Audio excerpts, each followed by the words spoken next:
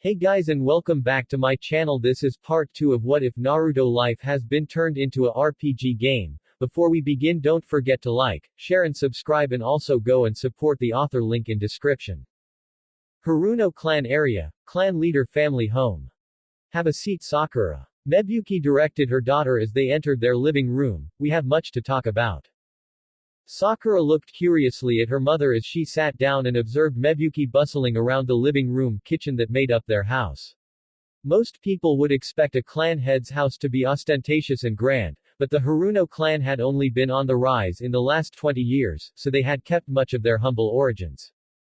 Oh, there was a fancy house for formal dining and parties, but the Haruno clan kept a regular family atmosphere for the most part, which Sakura was quite glad about. Dear. What's the problem? A male voice called as Sakura's father, Haruno Kazashi, walked into the room. With dull pink hair cut into the shape of a cherry blossom, it was obvious where his daughter inherited her bright pink hair from. The Haruno clan came this close to becoming ruined because of that foolish girl Isuka. Mebuki told him, her voice shaking from stress and anger, sit down with Sakura and I'll fill you in. Kazashi looked over at Sakura and smiled. How are you doing, little blossom? He asked. Otu-san. Sakura groaned at her father's nickname for her, coined by him when she was only 2. He chuckled as he sat next to her and ruffled her hair, making Sakura pout at being treated like a kid. All right then, he said, becoming serious as he turned to his wife, what has Isuka done now? Mebuki launched into a blow-by-blow account of the various sins and crimes of one Haruno Isuka, with Sakura chiming in with the occasional detail that her mother had either neglected to mention or forgotten about in her agitation. That stupid girl. Kazashi said in dismay as he shook his head slowly. If young Naruto hadn't offered that compromise, the shinobi clans would have torn us to pieces financially. Why? Why would the shinobi clans interfere? Sakura asked curiously. This isn't confirmed, but there have been rumors that Uzumaki Naruto isn't just named in honor of the extinct Uzumaki clan, but is an actual blood member of the Uzumaki clan. Mebuki replied. There was an Uzumaki clan? Sakura asked in surprise. I've read my history books from cover to cover, and there isn't a single mention of them, ever. Kazashi frowned. That is odd. Well, the Shidaime Hokage, Senju Hashirama, married a member of the Uzumaki clan, Uzumaki Mito, in order to cement an alliance between Konohagakure and Uzushiogakure, the home village of the Uzumaki clan. The spiral symbol of the Uzumaki clan was adopted into the symbol of Konoha and is worn by Chunin and Jonin level ninja.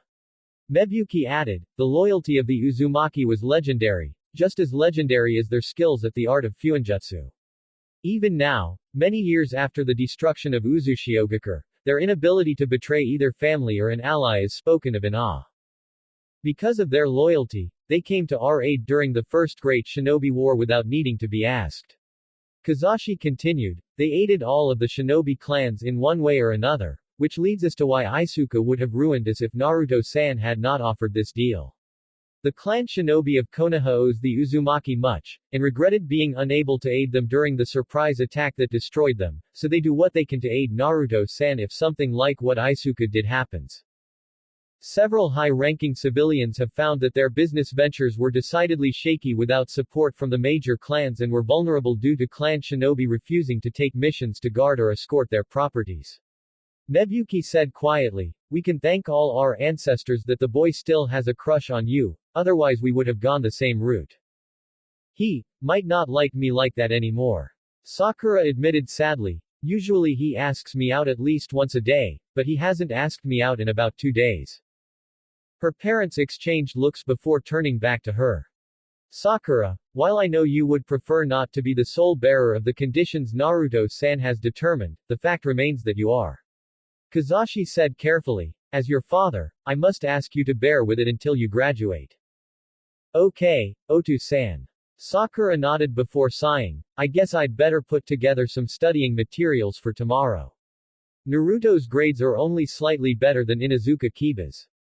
Kazashi waited until the sound of Sakura's footsteps had faded away before turning to his wife and saying quietly, she looked quite sad at the thought of not being pursued by the boy anymore.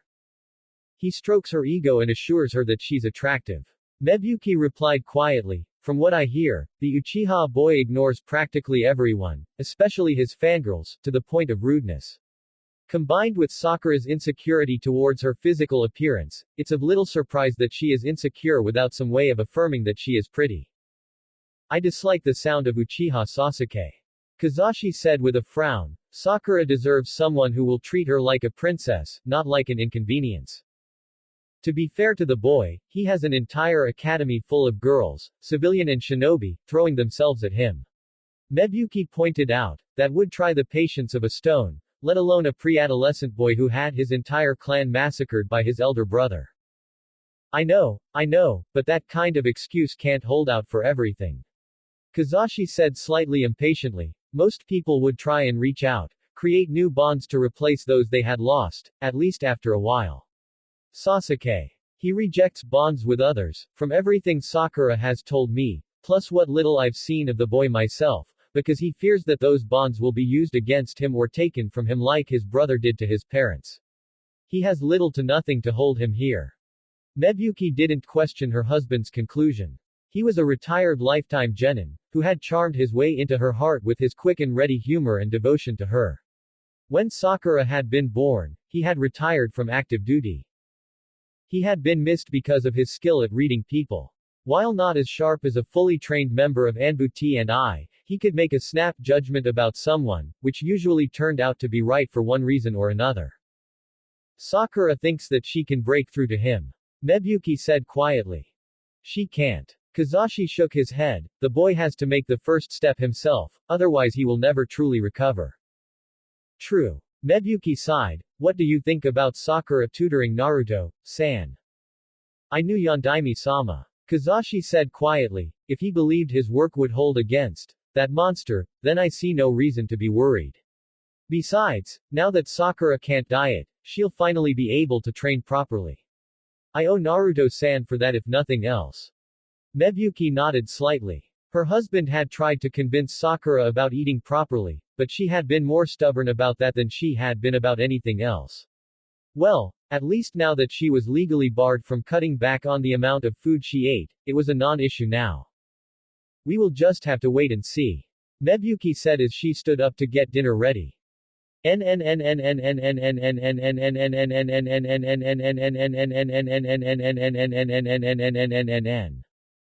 The next day, lunchtime. Final year classroom, Kanahagakure Shinobi Academy. Hey forehead. Ino called as she slid onto the seat next to Sakura, who was eating a bento, given up on dieting. Sasuke-kun's all mine then. Pig. Sakura growled, I've been forbidden to diet by Naruto Baka. This made the platinum blonde girl blink. Why the heck should you give a crap what Naruto tells you to do? Sakura sighed. Because, pig, one of my clan's women has been harassing Naruto for 5 years, vandalizing his property and stuff. She was caught a few days ago and Naruto was given the choice of what punishment the Haruno clan was to be given yesterday. And, he banned you from dieting? Ino asked in confusion. No, he made me his tutor until graduation and banned me from dieting. Sakura growled before finishing the bento. Pretty light punishment. Ino commented, Daddy's told me that one clan harassing another has serious consequences most of the time. Cousin Isuka was the only member of our clan who had anything to do with it. Sakura replied, none of the rest of us had any idea what she was up to, which was why Hokage-sama didn't add any additional punishments on the clan, at Naruto Baka's insistence. He has it bad for you, forehead. The Yamanaka heiress commented, you should snap him up while I take Sasuke-kun. TCH. Yeah right, Ino pig. Sakura snorted. Shanaru. Like I'm gonna let you take Sasuke-kun from me, pig. Cha. Sakura's inner personality roared defiantly. Sitting a few rows behind them, one Hyuga Hinata glared at the back of Sakura's head. She had a crush the size of Hai no Kuni on Naruto and would give anything to have him be even half as attentive to her as he was to Sakura and that pink-haired hussy was scorning him. One day, the shy girl vowed, one day, I will be brave enough to stand by Naruto-kun's side as he becomes Hokage, and you too will gnash your teeth at the lost opportunity. Yes, she was shy, but she was also more than slightly contemptuous of fangirl Kunoichi. Her mother hadn't been a shinobi, but she had spoken to Hinata of how those who never took their duties and training as kunoichi seriously caused the deaths of their teammates. Hinata was jerked from her thoughts as she spotted her blonde-haired crush walking back into the classroom, making her face flush red as she drunk in his new look. He had been good-looking in the orange jumpsuit, but looked even better in his new outfit of black shirts and black-gray trousers. Naruto-kun, she whispered as she looked at him. With Naruto. Uzumaki Naruto was unsure what to think at this point. The previous day, he had been able to help his crush, Sakura, by deflecting most of the backlash of her cousin's actions and stopping her from dieting. Okay, so he had also manipulated things so he could spend more time with her and raise his grades, but hey, he needed all the advantages he could get to get Sakura-chan as his girlfriend. No way did he want to be friend-zoned. The main problem was that he had scoured the guide from top to bottom and he couldn't find anything to do with romance. Typical really. The guide to living one's life is a video game and they skip one of the most important things. Still, he supposed there wasn't really much point at this time. His relationship with Sakura was only a few hundred points short of neutral, so maybe it was waiting for him to move his reputation with Sakura-chan to at least friendly. Status, he whispered, bringing up the screen that displayed his stats. Name, Uzumaki Naruto. Class, the gamer. Level, 5 next level, 98.00%. Title, Academy student plus 25% XP to LV10. Age, 12. HP, 700/700. CP, 700/700. STR, 18-5. Santa, 38-5, plus 10. Dex, 14-5. Int, 15 plus 5. Wis, 15. Luck. Looking at his stats, Naruto had to wince. He was heavily biased towards his Santa. How he managed to get such a high stamina is beyond his comprehension, but it would be helpful for training in the future. His next target for training, Naruto decided, would be his Dex.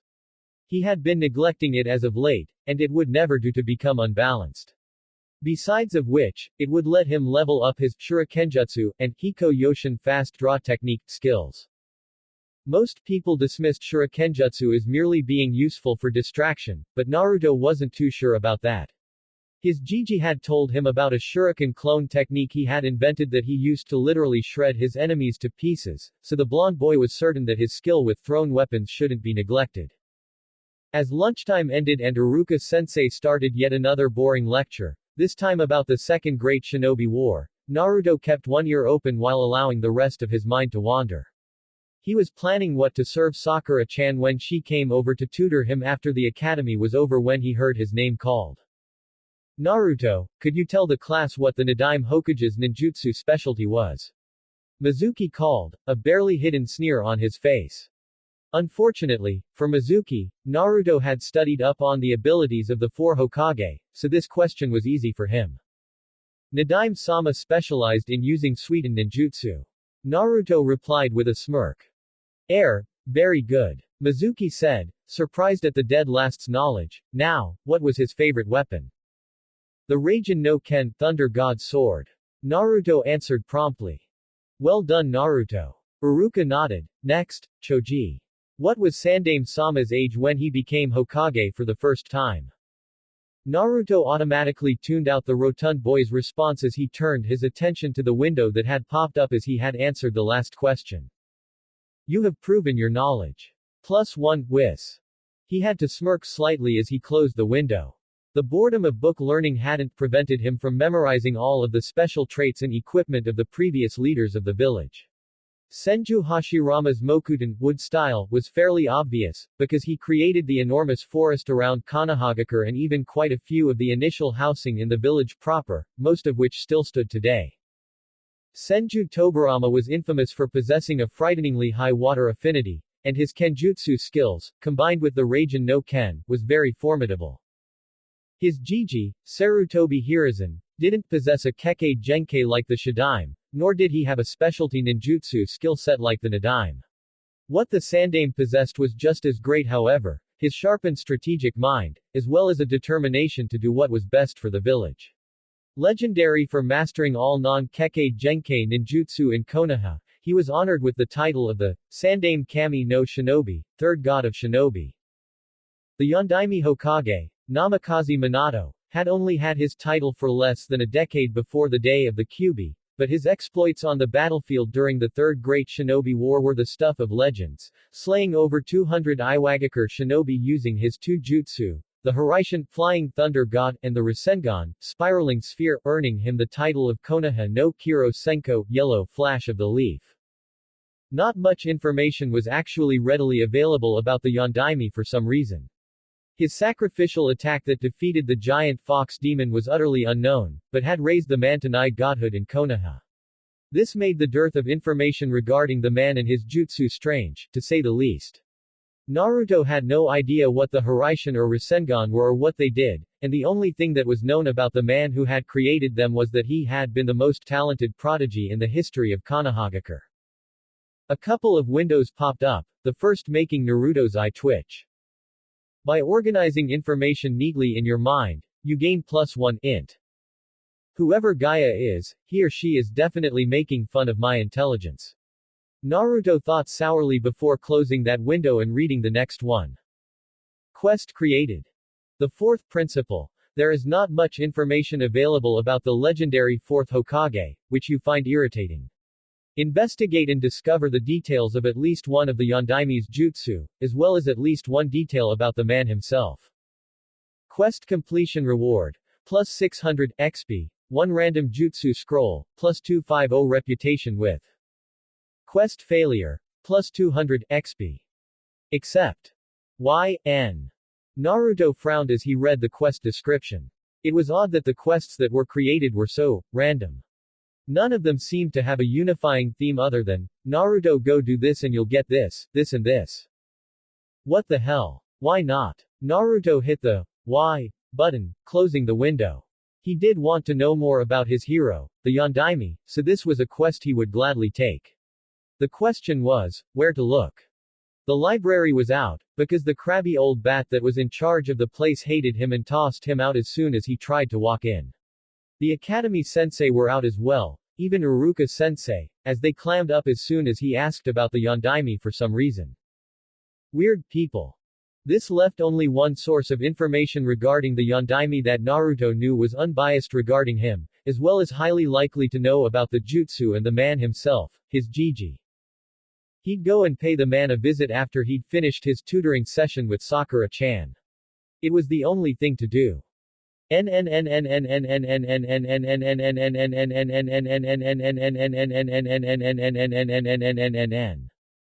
After classes end. Naruto's apartment building. This is your new apartment building? Sakura asked dubiously. She obviously wasn't very impressed with it, judging by the expression on her face. Yeah, it's owned by Jiji. Naruto replied nonchalantly. I'm a high-profile target for vandalism, so the rest of the landlords refused to consider renting one of their places out to me, so Jiji bought this building for me. This was the cover story that he had been told to use when explaining the Hokage letting him use the former Anbu HQ entrance to those below the rank of Jonin. Naruto, show the Hokage some respect. Sakura scolded him as they entered the building. He is the leader of the village after all. You sound like Iruka sensei.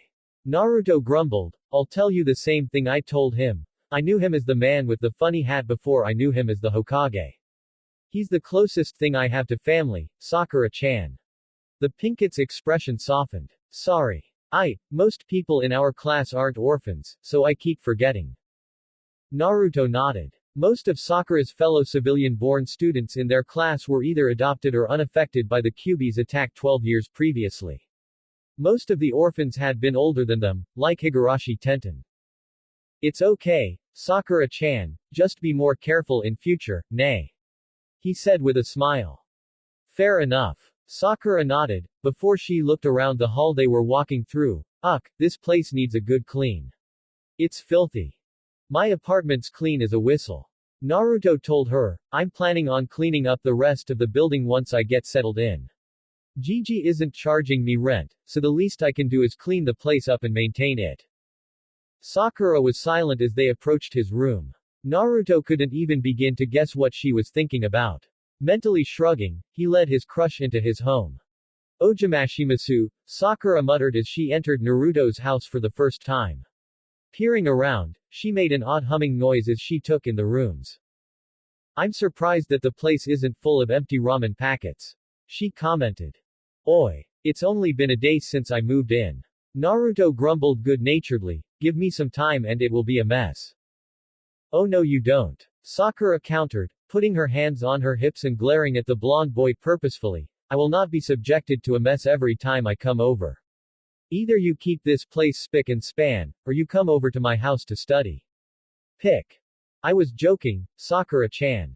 Naruto sighed, I couldn't keep my last place clean, because people kept breaking in and messing it up, so I'm out of practice with the whole, tidying up, business. I will do my best though. Do you want a drink? Sure. Sakura nodded, what do you have? Water, iced tea, barley tea, fruit juice and sencha. Naruto recited. Iced tea please. Sakura said as she sat at the table. Naruto fetched a pair of glasses and a new bottle of iced tea from the fridge and sat down opposite her, pouring them both a generous glassful of iced tea. Cheers. Naruto said as he sipped the drink. He hadn't tried iced tea before and found it odd, but pleasant. Now, what exactly do you need help with? Sakura asked after sipping at her drink as well. I know your written test scores are slightly higher than Kiba's. I've memorized everything in the textbooks to do with the Hokage. Naruto replied, the rest, I don't really see the point of knowing it.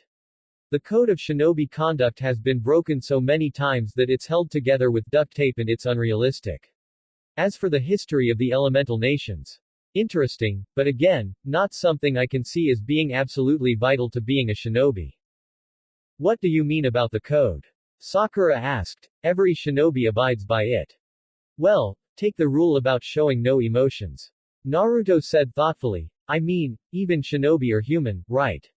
So saying we have to be emotionless golems is a bit much.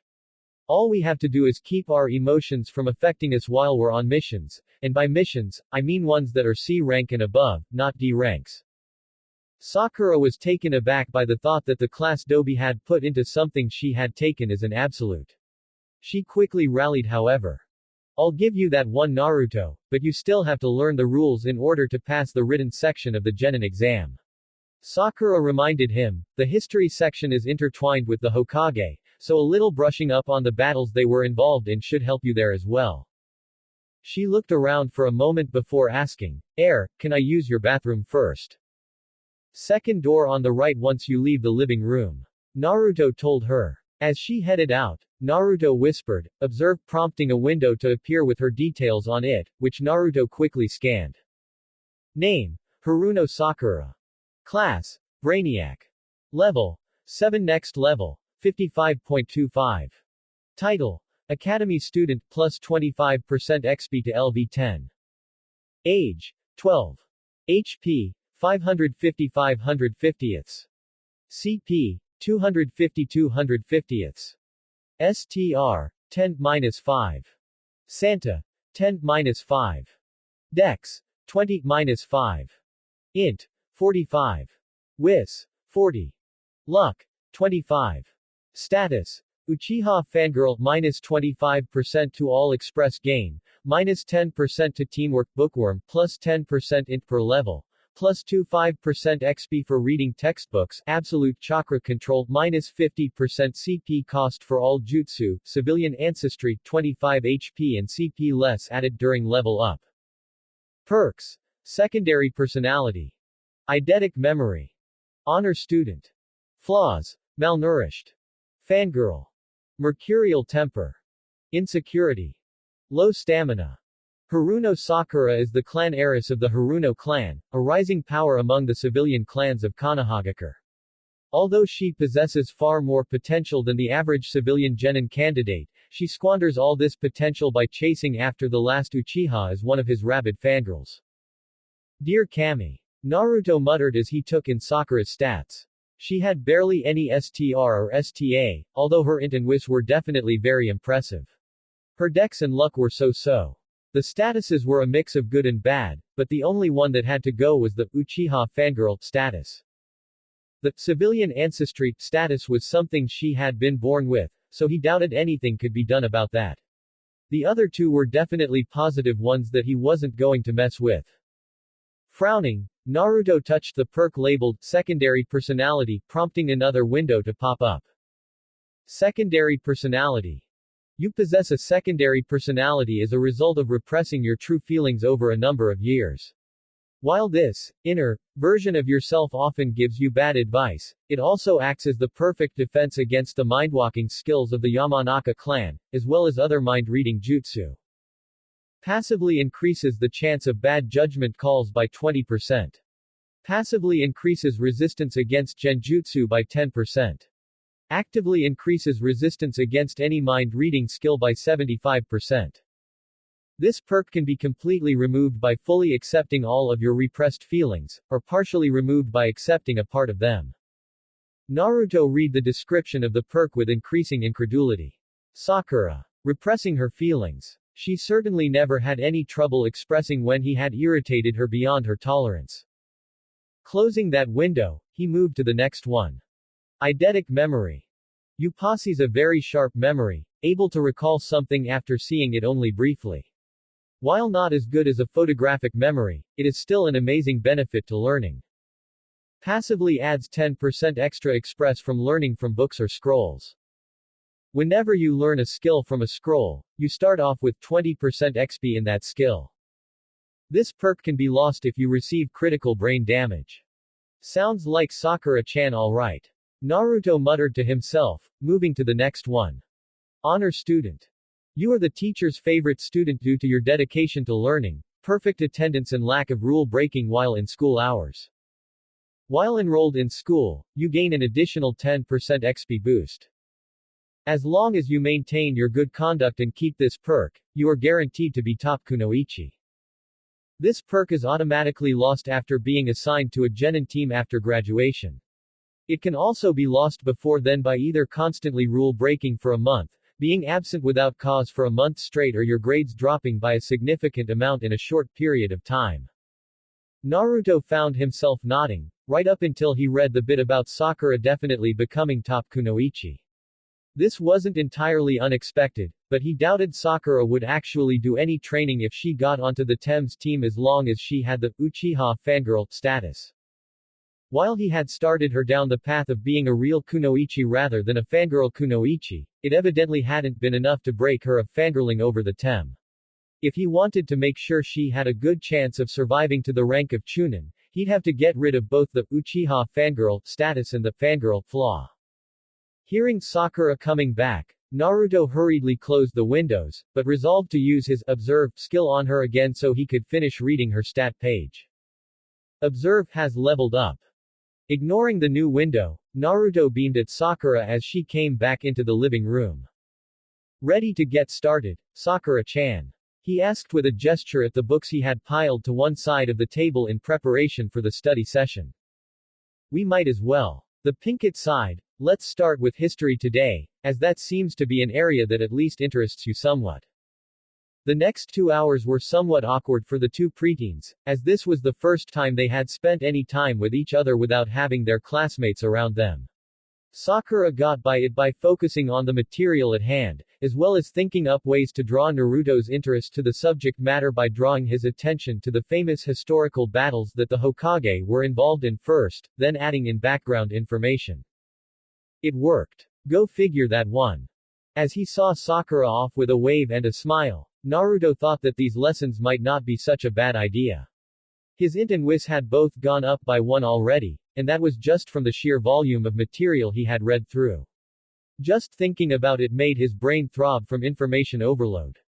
Deciding to stop thinking deep thoughts for the moment, Naruto decided to go read the Observe data he had floating in front of him from using Observe on Sakura before she turned the corner. Retreating to the living room, he pressed the flaw called Fangirl, as he knew exactly what malnourished was doing to her.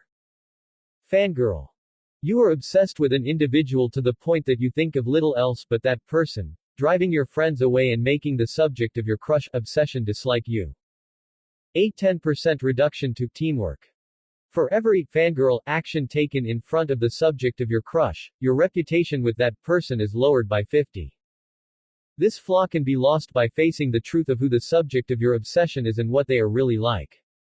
Well, this explains why she stopped being friends with Ino. Naruto muttered aloud. He resolved to scan Ino and Sasuke the next day so he could get an accurate read of what the hell was going on with the three of them, before closing the second window and opening another. Mercurial temper. You are hot-headed with a hair-trigger temper. Either about certain things only or just in general. This makes people wary of you and reduces the likelihood of befriending them. Increased chance of losing your temper by 25%. Every instance of losing your temper will reduce your reputation with the person in question by 10. Reduces teamwork by 5%. This flaw can be removed by gaining control over your temper. Naruto had to wince slightly at this. He had been on the receiving end of Sakura's temper quite a bit over the last year or so it puzzled him as to why his reputation with her was as high as it was. Could all this only have started being applied to everyone when he received his gamer ability? Feeling his headache return, the blonde boy filed that under things to consider later, and moved on to the next flaw. Insecurity. You have, as a result of bullying, a rather low sense of self-esteem. There is at least one thing about yourself that you are overly self-conscious about and you cover this up with a confident front. It also leaves you more vulnerable to peer pressure and going along with the crowd. Reduces by 25%. Raises chances of being swept up in the latest fads by 35%. Raises chance of fancying the most popular boy around by 30%. Raises chance of losing temper when confronted by something you dislike about yourself by 25%. This flaw can be removed by gaining confidence in yourself, your abilities and your appearance. What the hell? Another mysterious stat. Naruto complained aloud, come on. Throw me a bone here. Grumbling to himself, he decided to do some research on these stats. Choji would know something about them, as he had been into them last year, although Naruto couldn't quite recall what the game had been called. Nodding to himself at his plan, Naruto pressed the last flaw. Low stamina. Even for a civilian, you have low stamina. Running is hard work for you and you rarely do more than the minimum required exercise during physical education portions of your schooling. Your tiredness gauge fills up quicker. You receive 25 less HP per level up than normal. This flaw can be removed by training to increase your stamina to an acceptable level, the exact number depending on your occupation. For further information, please consult the guide under, Stats for your world. This might be a problem. Naruto conceded glumly. Sakura hated getting hot and sweaty in case it made Sasuke hate her. Great. Just great. Not only would he have to first cure her insecurity and then break her fangirl flaw and stat, he'd have to somehow make her train herself up to be half decent in combat. When it rains, it pours. Closing the windows, Naruto was lost in though for a moment before he remembered he had to go to the Hokage's office to see his Gigi. Grabbing his goggles, Naruto beat feet toward the tower. He had questions to ask.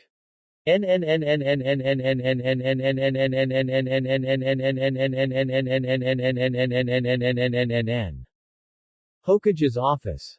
Sarutobi was fighting through paperwork when Naruto sauntered into the room. Glad to have an excuse to get away, at least temporarily, from his mortal enemy, the Sandaime put the form he had just read, a request to turn some of the training fields into farmland, to one side. Ah, Naruto-kun. He said warmly, how was your first study session with Sakura-chan?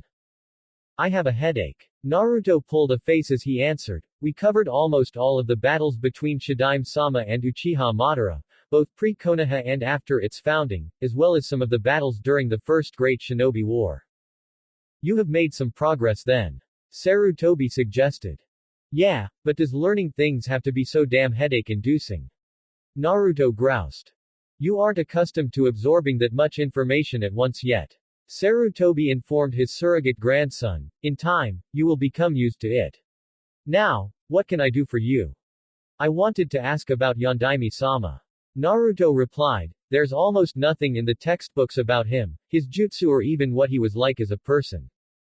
Sarutobi frowned. That shouldn't be right. The textbook should have some information. All it has is his name, the name of his jutsu, a list and description of the battles he was in and the numbers and ranks of the missions he was on. Naruto informed him. I see, well then, what would you like to know about? Sarutobi asked as he mentally planned an investigation into the quality of the information being put into the textbooks. Well, what the heck are his jutsu? The Rasengan and the Hiraishin. Naruto asked. Supposedly, those two jutsu let Yondaime-sama kill 200 shinobi in one battle, but it doesn't say how. The Hiraishin is a time-space ninjutsu that allows the user to teleport to any place that has a special jutsushiki jutsu formula nearby. Sarutobi explained. Before the battle you were referring to happened, Minato seeded the area with his special Hiraishin kunai, as well as hundreds of copies of jutsushiki. Combined with the Rasengan, which is a sealess jutsu that creates a orb of chakra in the palm of the user's hand that grinds an opponent grievously, Minato was able to teleport all over the battlefield and kill those 200 shinobi before they knew what was happening, turning the tide in the war against Iwagakure. Wow! That's just, wow! Naruto was, for once, at a loss for words. Yes, that was my reaction when Minato told me about his plan for the battle. Hiruzen smiled wryly. That battle cemented his reputation as Konoha's Yellow Flash, as he always disappeared and reappeared in a flash of yellow light whenever he used the Hiraishin, as well as cementing his worthiness to succeed me as Hokage. Why? Naruto asked intently. Minato was a kind man. Sarutobi said with a soft smile as he thought back, very gentle and one who cared greatly, both for Konoha as a whole and for his fellow shinobi. He made that plan to use the Hiraishin on such an unprecedented scale because he wished to end the war quickly, before more of his comrades died in the fighting. He truly personified the will of fire, the code that we Konohagakure shinobi live by and gives us a strength beyond chakra, beyond mere jutsu. He was, without question, one of the greatest shinobi it has ever been my pleasure to meet, which made his death 12 years ago an even greater tragedy. Naruto nodded. I wish I could have met him. He sounds like an awesome person. Sarutobi's heart twisted at this coming from a person who looked so much like Minato, and was in fact his son. Forcing a grandfatherly smile onto his face, Sarutobi said, he was. Minato did have his faults though. He was terrible at naming jutsu for example. The Hiraishin's original name was a convoluted thing that took about 2 minutes to say, the same applying to the Rasengan. He was also very dense when it came to the fairer sex. Something you seem to have inherited from him, Naruto-kun. The old man chuckled mentally, knowing that the Hyuga heiress was head over heels for him, yet he just thought she was weird. Truly, like father, like son. Huh, Naruto nodded again absently. Well, that answers my questions. Thanks, Gigi. No problem, my boy. Sarutobi replied with a negligent wave of his hand. Oh, by the way, the Anbu have rounded up all of the people responsible for both of the vandalism attacks on your apartment. They'll be imprisoned for 2 years and they'll each also pay 100,000 ryo fine to you for damages caused and trauma suffered. I'll have the money given to you as soon as possible. I didn't suffer any trauma though, Gigi. Naruto pointed out. Just irritation. Trauma. Irritation, whatever. Sarutobi sniffed snootily, making Naruto cackle at his Gigi pranking people legally. By the way Gigi, do you know any training fields I could use? Naruto asked. The academy staff don't let me use the field next to it unless it's a detention and I don't wanna have to get detention just to be able to train. Sarutobi frowned in thought. Sadly, it was academy policy to refuse any clan shinobi the use of the academy's training field outside of classes, as they usually left it a mess, especially the Akamichi and the Uchiha, so there was nothing he could do there. However. Yes, I believe I can help you there Naruto-kun. The Hokage nodded. Training Field 13 is free due to it being overrun with chakra mutations. Chakra what now? Naruto asked in confusion. Chakra mutations. Sarutobi explained patiently. All living beings have a natural reservoir of chakra that provides the eternal vitality of life. Due to Konoha being a shinobi village, the air is suffused with stray chakra from the casual use of jutsu by the shinobi residents, in the training fields especially. When a field becomes oversaturated with chakra, It starts to affect the animals, warping them into larger and meaner versions of their original forms. When this occurs, we seal off the field and send in teams of Chunin or even Genin to eliminate the mutations, then allow the land to lie fallow for a year or so before reopening it. So, you're going to let me use a field full of rabid monsters? Naruto asked in disbelief. Training Field 13 is fairly unique as it is divided up into various subsections by fences. Sarutobi replied, there are only so many mutations in each area. In addition, all of the so-called sub-areas within the training field hold weaker creatures the further out from the center of the field they are, so I would say you should be able to handle the first 3 sub-areas as you are right now. Cool. Naruto said with a grin, before he frowned. I only have Academy Kunai. Those things can't cut worth a damn. Catch. Sarutobi said, tossing a small pouch of real kunai at Naruto, who caught them easily. You should return any of them that you don't use tomorrow. Alright. Arigato, Gigi. Naruto beamed, see you tomorrow then. With that, the walking ball of energy that was Uzumaki Naruto bounced out of the office, strapping the holster to his leg as he walked. That boy always makes me feel drained after he visits me. Sarutobi chuckled as he picked up the form he had been reading before Naruto turned up. Now, what's this? Turn the training fields into farmland. Are they stupid? Denied.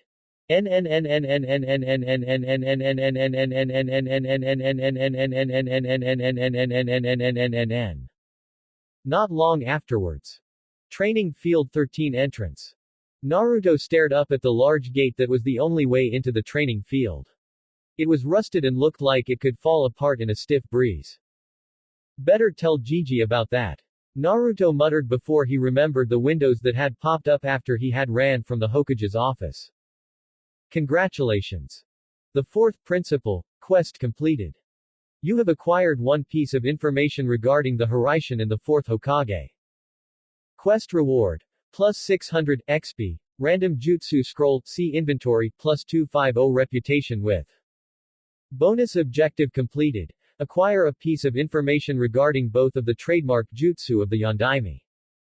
Bonus objective reward. Plus 200 XP. Basic Fuinjutsu Scroll. Nice. Naruto cheered. Wait, this means your level has gone up by 1. Level 5 to level 6. You have 5 attribute points to spend. Naruto knew exactly what he was going to do with the 5 new points. He opened up his status window and added all 5 points into Dex, putting him up to 19. Satisfied with this, he then turned his attention to his inventory and pulled out the jutsu scroll he had received as a reward for the 4th principal quest. You have received the Doden Gansetsuken no Jutsu scroll. Do you wish to learn this? YN. Alright. A jutsu for my Earth clones to use. Naruto cheered as he pushed the white button, absorbing the scroll and learning the technique. Doten Gansetsuken no Jutsu active LV1 00.00 EXP. The Earth style rock section cane jutsu is a fairly simple technique. After making the correct hand signs, the user should pick up a stone or rock, which transforms it into a 1.5-meter long staff, which can be used in close combat or thrown at the enemy. At high levels, the user can create multiple staves simultaneously and assail their enemies with them. Hand signs. Monkey rat snake. Number of staves created per use. 1. Durability of each stave. 20.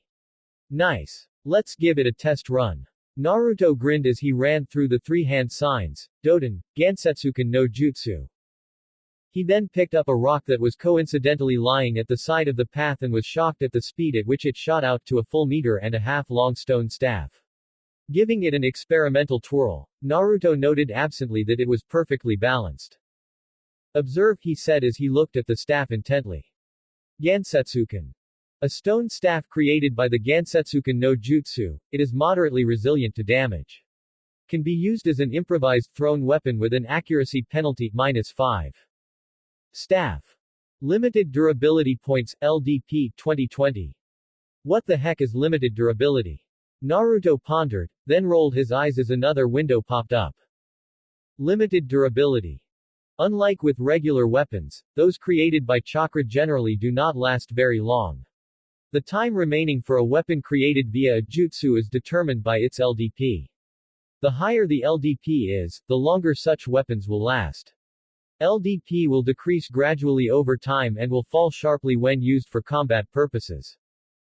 Okay, well that answers that. Naruto muttered. Next. He removed one of the kunai Sarutobi had given him and used, observe, on it. Standard kunai. A basic kunai used by the shinobi forces of Konohagakure no Sato. It is capable of being thrown and used in close combat with equal ease, although it is more suited to close combat than being thrown. Thrown weapon. LV5. Thrown damage 9. Close combat damage 12. Durability. 40/40ths. Nodding, Naruto slid the weapon back into his holster and re-examined the Gansetsuken, discovering it was down to 18 LDP already. Deciding that he would throw it at the first chakra mutation he saw, Naruto strode towards the gate into the training ground, only stopping when yet another window popped up. Field Dungeon. Welcome to Training Ground 13, also known as the Forest of Silent Contemplation. This is your first time entering a field dungeon. Do you wish to receive a basic tutorial about field dungeons? Why not? Naruto shrugged, hitting Y almost lazily. Field Dungeon Tutorial. A field dungeon is one of the two main dungeon types. A dungeon is an area where you can encounter enemies via random encounters, as well as loot via enemy drops and treasure chests. Field dungeons are situated in open areas, such as light forests, grassland and plains. Enemies include chakra mutations, bandits and the occasional nuke nin. Often a good location for beginners. Regular dungeons are situated within buildings, caves, heavy forests and ruins. Powerful and ancient enemies can be found here, depending on the level of the dungeon. Do not enter a regular dungeon unless you are of the appropriate level. Every dungeon, field or regular, has a minimum level requirement before you can enter it. Training Field 13, Area 1, has the level requirement of LV5+, so anyone who is level 5 or above can enter it. Area 2 is LV6+, and Area 3 is LV7+, so on and so forth. Field dungeons tend to have twisting paths that can be confusing, so a map is available in your inventory once you step into the dungeon so you can track your current location and where you have been. All field dungeons have a field boss. The exact circumstances upon which a field boss will appear can vary greatly. Sometimes you must defeat a specific enemy in order to make it appear. Other times it is by solving a puzzle or killing a set number of enemies. The most usual manner, however, is to reach the boss area. A field boss is the most powerful enemy in the maze and will often be difficult to defeat. If you defeat them, however, the prizes you receive will very much make up for all of the effort. Good luck. Naruto shook his head as his headache made a sudden resurgence at this deluge of information. He really needed to get used to this kind of thing soon, otherwise he'd have a headache all the time. Doing a last-minute check of his kunai and shuriken, Naruto decided to ignore the basic Fuinjutsu scroll, as he wouldn't be able to use it in the training ground. Let's get going. He declared aloud and walked over to the gate and reached out his hand to touch it, causing another window to pop open. Training Area 13. Which area do you wish to enter? Area 1, LV5+. Area 2, LV6+. Area 3, LV7+. Area 4, LV8+. Area 5, LV9+. Area 6, LV10+. Area 7, LV12+. Area 8, LV13+. Area 9, LV14+. Area 10, LV15+. Area 11, LV17+. Area 12, LV18+. Area 13, LV20+. So, there were 13 areas in Training Ground 13, each being more difficult than the last, with the levels jumping slightly higher from Area 6 to Area 7, Area 10 to Area 11 and Area 12 to Area 13.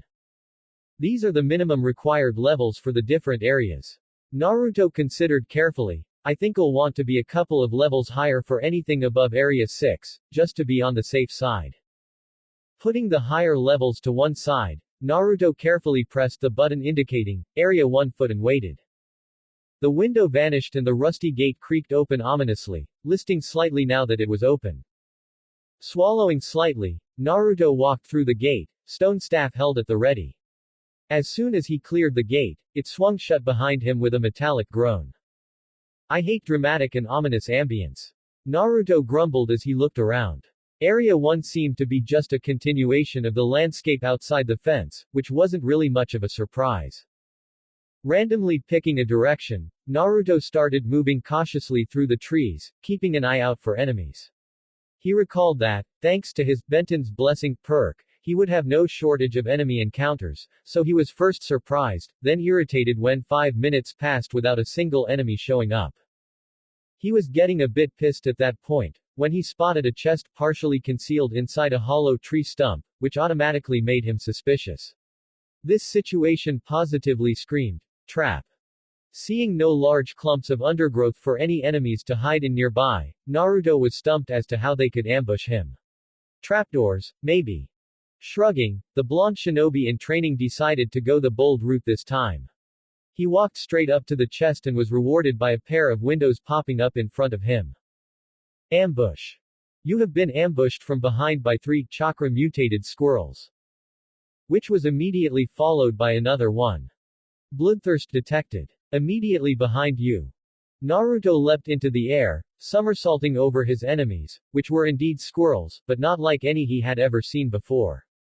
These ones were the size of house cats, their buck teeth sharpened to a point and their claws tearing furrows into the soft topsoil as they skidded to a halt. Landing on the ground, he looked at the titles floating above the mutated beasts' heads. LV4 Rabid Red Squirrel. So, 2 levels below him. An excellent chance to see how he stacked up compared to them. With a grin, Naruto spun the staff in his hands lazily before throwing at the nearest squirrel like a javelin, impaling it before the beast knew to dodge, making it shriek. The other 2 ignored their injured companion and immediately leapt to the attack. Naruto, however, hadn't been idle while the staff had been in midair. Hiko Yoshin Shurikenjutsu. Naruto muttered as he sent a handful of Academy Shuriken flying at the 2 squirrels. One dodged the throwing stars, but the other one took the full brunt of the barrage, slumping to the ground with 2 in its body and a 3rd in its eye. Swiftly drawing a kunai, Naruto neatly sidestepped the charging squirrel and stabbed it in the back of the head. Much to his surprise, the chakra mutant just snarled and swiped at his hand with its claws. Let's try that again, Naruto said with a frown. He attacked this time, stabbing the kunai into the squirrel's neck, making the mutant die at last. He then noticed the 3 windows pop up over the corpses of the rabid red squirrels. Rabid red squirrel defeated. You gained 40 express. After he closed the windows, the bodies of the squirrels dissolved into blue light, leaving behind stuff. When the tutorial had mentioned enemy drops regarding loot, Naruto had expected skins, teeth and the like. Instead, there were 3 neat piles of Ryo notes and a single scroll. Dumbfounded, Naruto picked up one of the notes and compared it to one he drew from his Gamma-chan wallet. The 2 were alike, with just enough differentiation between them to see that the one from the monster drop was freshly printed. Hurriedly picking up the notes 500 Ryo and putting them into Gamma-chan, he then turned his attention to the scroll.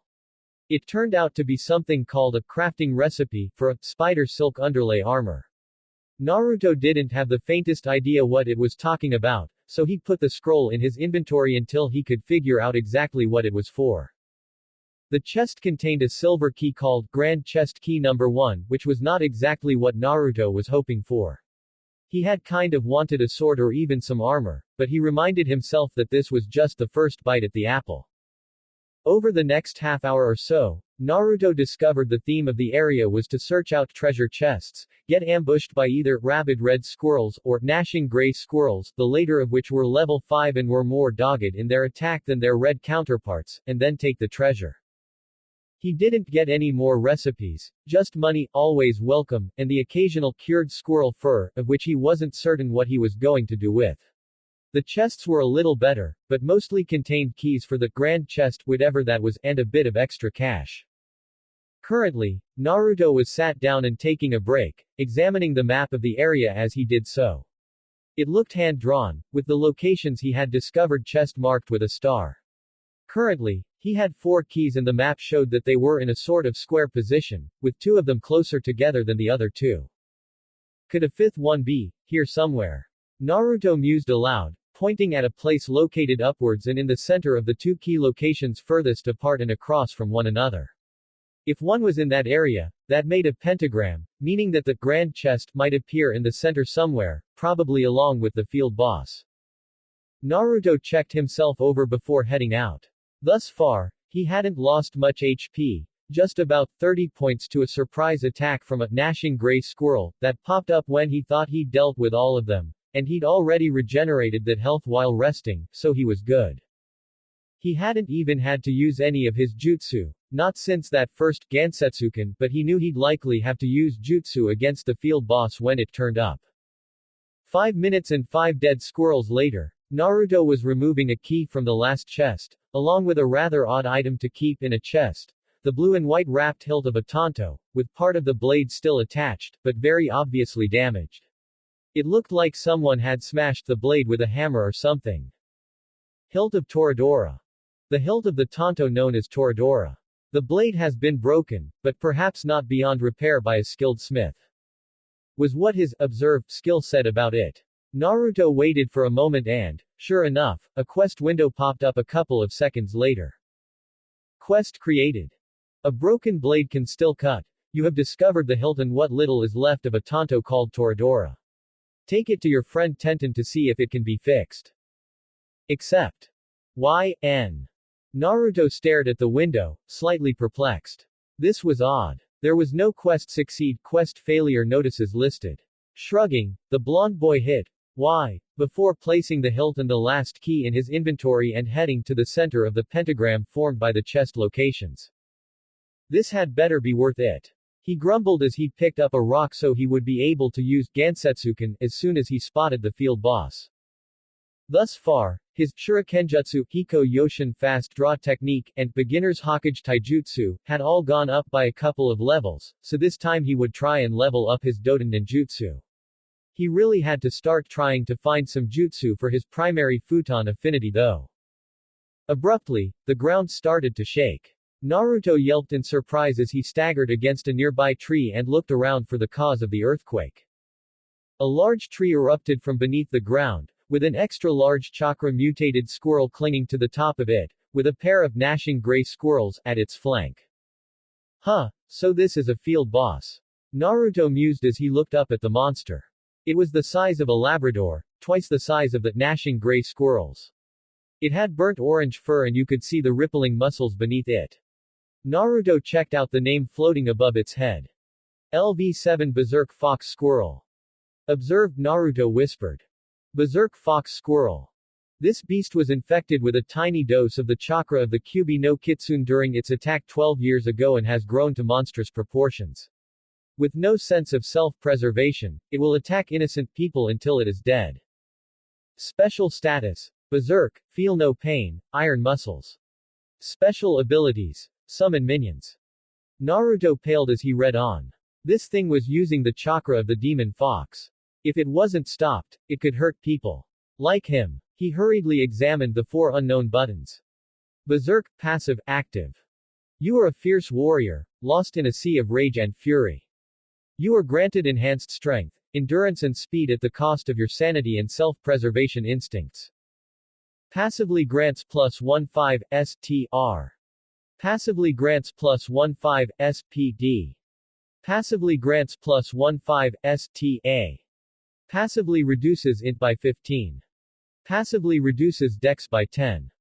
Actively forces you to attack the nearest foe and attack it until it is dead. Actively reduces whis by 15.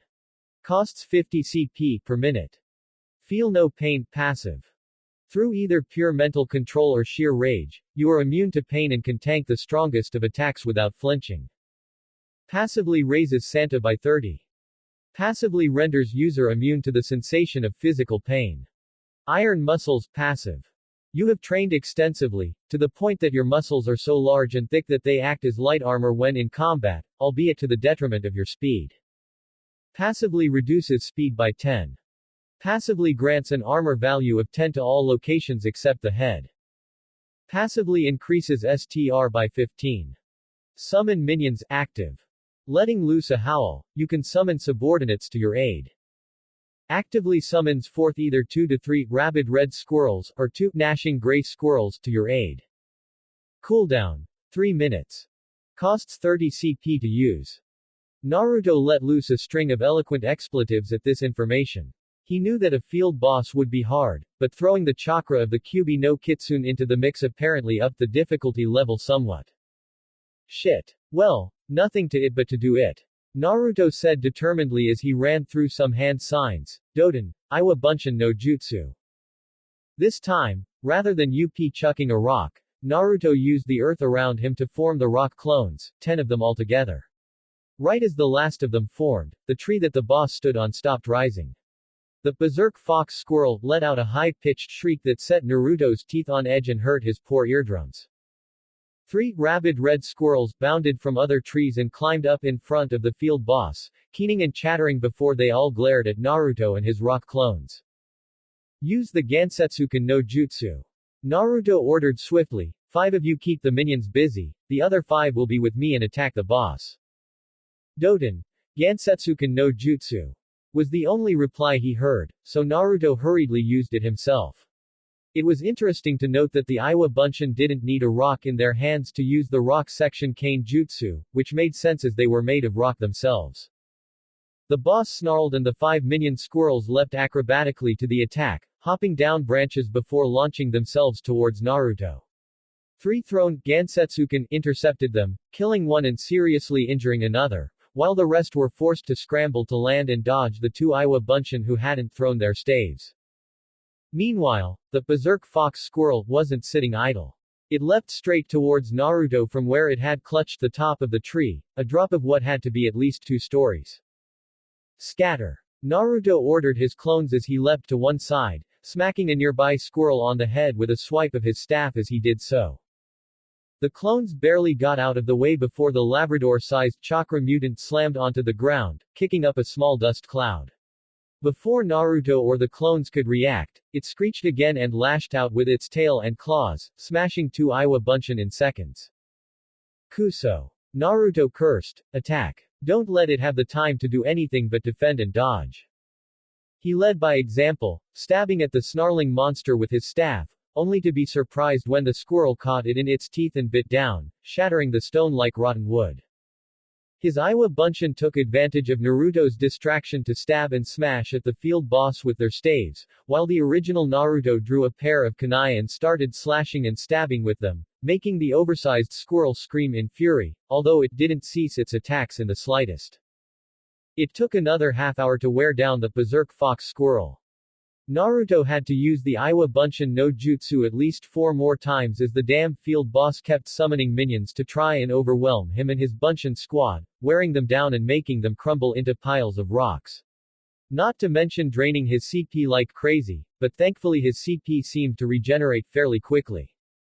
Now though, the large squirrel was clearly on its last legs, panting hard, with great rents in its fur and flesh, with blood pouring from its many wounds and from its right eye socket, which Naruto had taken out with a lucky throw of a shuriken.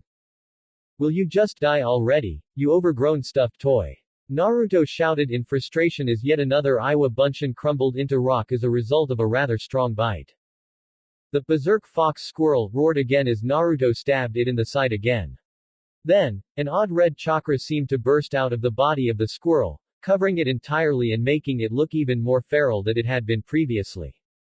What the holy? One clone exclaimed, Boss, this looks bad. Ya think? Naruto snarked back, less talking, more attacking. With a roar, the clones threw a barrage of Gansetsuken at the monster, but it moved much faster than before, dodging the stone staves with ease and launching a blistering counterattack. Naruto noted somewhat absently that the injuries suffered by the clones were like being gutted by a claw made of lava and decided that getting hit by that was not something he wanted to experience. So, when the last Iwa Bunshin crumbled to pieces, Naruto was quick to make another full set of clones, which used their staves as a temporary way of holding the rabid squirrel off while other clones attacked. Seeing it slump slightly, Naruto charged at the beast with a kunai drawn and ready. The field boss snarled again before staggering up to try and attack him. Not gonna work. Naruto shouted, you can't beat me. You know why? He avoided the rather feeble swipe of the claws and drove the kunai into the monster's neck right up to the hilt, causing blood to spurt from the now gaping maw of the beast. Because I'm gonna be Hokage one day, Datbeo. Naruto finished grimly, so I can't lose to the likes of you. With one final ear-piercing scream, the field boss collapsed onto the ground with a loud thump, causing a loud chime to go off and a large window to appear in front of Naruto. Rabid Red Squirrel, X12 defeated. You gain 480 EXP. Gnashing Gray Squirrel, X8 defeated. You gain 360 EXP. Field Boss Berserk Fox Squirrel defeated. You gain 600 EXP. HP and CP fully restored. Yada. Naruto cheered, oh. What's this below that? Beginner's Hokage Taijutsu has leveled up. LV4 LV5. As a result of repeated actions, the skill self-taught Bojutsu has been created. Self-taught Bojutsu passive active LV1, 00.00 EXP. Bojutsu is the use of the bow staff in combat. While most people use preset styles in order to fight with it, you have created a style all of your own. Nowhere near effective compared to a regular Bojutsu style, this will nevertheless keep you from tripping yourself up over your own feet while using a bow. Passively raises STR by 1%. Passively raises Dex by 2%. Actively raises damage dealt by any staff weapon by 5%. Doten, Iwa Bunshin no Jutsu, has leveled up. LV1 LV2. Doten, Gansetsuken no Jutsu, has leveled up. LV1 LV2. Shurikenjutsu, has leveled up. LV5 LV6. Secondary Earth Affinity, has leveled up. LV1 LV2. I'm really getting stronger, Naruto muttered in awe. Oh, right, better grab the loot. In addition to the usual Ryo and occasional cured squirrel furs, Naruto picked up another crafting recipe, this time for a squirrel fur vest, which explained why he kept getting these pesky furs. The big paycheck was found where the carcass of the berserk fox squirrel had been. Not only was there a hefty chunk of change, 3,000 Ryo, there was also a extra large cured squirrel fur, as well as a jutsu scroll. You have received the Futon Kaden Shuriken no Jutsu scroll. Would you like to learn this? YN. At last. Naruto grinned and hit Y, letting the jutsu scroll dissolve into blue light and sink into him. Futon Kaden Shuriken no Jutsu active LV1, 00.00 EXP. The wind style. Rotating Shuriken Jutsu is a useful jutsu for increasing the effectiveness of your shurikenjutsu. By infusing a shuriken with wind-natured chakra, you increase its cutting power. Once a shuriken has been infused, you can manipulate the shuriken to attack your opponents remotely. Actively increases the damage of any infused bladed weapon by 10. Actively allows you to control the infused weapon up to 4 meters away. Hand signs. None. Number of weapons that can be infused and manipulated. 2. Costs 25 CP per weapon, per minute. Kick ass. No damn hand signs. Naruto cheered, before looking around with a frown. Now where's that damn grand chest thingy? As if waiting for him to ask that question, the tree that the field boss had made its entrance on split in two and fell neatly apart, revealing a pair of shinobi sandals. What the hell? Naruto groaned before stomping up to look at them. They were a deep royal blue color with black designs around the ankle that Naruto had to admit were pretty cool looking. Observe, he muttered. Custom battle sandals, blue. Standard issue sandals used by all members of the Konohagakure Shinobi forces. This pair has been customized for training the tree climbing skill, granting an additional 10% XP when practicing the exercise. Def plus 10. Durability. 50-50. Nice, but not what I was looking for. Naruto remarked as he picked them up and put them in his inventory. A note was lying on the floor. To the shinobi who defeated the fox squirrel. My compliments. You have passed the first hurdle, but do not become complacent. Many harder tasks await you in the other areas. If you wish to open the grand chest, you must gather not only the 5 keys currently in your possession, but the chakra pass from Area 6 to allow you entry to the room in which it is kept. And the chest, await you in Area 13. The Forest Lord. Who the hell is this, Forest Lord, guy? Naruto moaned, well, no use standing around like an idiot. On to the next area. With that, Naruto charged off to the exit of the area, leaving the note to fade into dust behind him. Outside Training Ground 13. This bites. Naruto grumbled. He was currently torn between glaring at the rusty gate that barred his way back into the training ground and the window floating in front of him. Warning. You can only enter any given field dungeon once per day. Training Ground 13 has doors between the various areas that allow you to move between them without exiting the dungeon, but you evidently didn't know about the other door. Your area map has been updated with the location of the inter-area door for when you try tomorrow. Good luck. How the hell is he supposed to know about these things if the damn windows don't tell him about them? Huffing in displeasure, Naruto decided to head back to Konoha and examine his spoils from today's loot. He did have quite a few, if you included raised skill levels into the equation. Closing the irritating window, Naruto began the trek back to his new home, mentally reviewing his performance in the forest today. He had to admit that his training had really helped him out. If he had tried this before he got his gamer ability, he would have had the snot kicked out of him by those damn squirrels. He still had to either get his hands on a wide area attack jutsu or make better use of his clones, as some of those fast-moving squirrels had come way too close to taking a bite out of him. As it was, he was surprised that his clothes were still intact from all of the scratches and bites he had suffered in the training grounds, but he supposed that was all a part of the whole gamer thing. He blinked as a new window appeared in front of him. You have discovered the skill Gamer's Equipment. Gamer's Equipment Passive LV Max. As the gamer, this skill links the condition of your clothing as being equal to the durability of each item, thus meaning you must wash, clean and repair them in order to maintain their durability. Someone is trying to make a point about my cleaning habits, aren't they? Naruto muttered under his breath. He made it back to his apartment without further incident and, after a cup ramen or two, settled down to read through the improved versions of his skills. Secondary Earth Affinity Passive LV2, 12.97 EXP. Earth affinities are not uncommon in the elemental nations, although Ishi no Kuni and Tsuchi no Kuni are the ones who have more born there than any other country. Earth ninjutsu is seen as primarily an element of defense, but in the right hands one can make traps, launch counterattacks and even alter the landscape itself. Strong against fire, water. Weak against lightning, wind. Passively decreases the chakra cost of Doden Jutsu by 2%. Passively increases the effectiveness of Doden Jutsu by 1%. Doden. Iwa Bunshin no Jutsu Active, LV2, 05.19 EXP. The Earth Clone or Rock Clone technique is the most sturdy of the clone jutsu, save for the legendary Mokuten and its Moku Bunshin, requiring a solid hit in a critical location to destroy them. In addition, unlike the other elemental clones, if an Iwa Bunshin is destroyed, it breaks into pieces of rock, which can be used for other Doden ninjutsu. Iwa Bunshin can only use non-elemental or Doden ninjutsu and is almost as strong as the user. Hand signs. Ram Monkey Horse Ram. When activated, the user spits out a rock, which is then shaped into a clone or clones of the user. The clones will follow the orders of its creator. Iwa Bunshin have no mental stats and have the physical stats of the creator of the -20%. Minimum number that have to be created, 5. Maximum number that can be created, 12.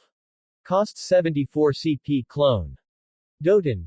Gansetsuken no Jutsu Active, LV2, 25.57 EXP.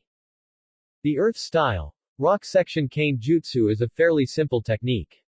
After making the correct hand signs, the user should pick up a stone or rock, which transforms it into a 1.5 meter long staff, which can be used in close combat or thrown at the enemy. At high levels, the user can create multiple staves simultaneously and assail their enemies with them. Hand signs. Monkey Rat Snake. Number of staves created per use, 1. Durability of each stave, 25. Costs 35 CP per stave made.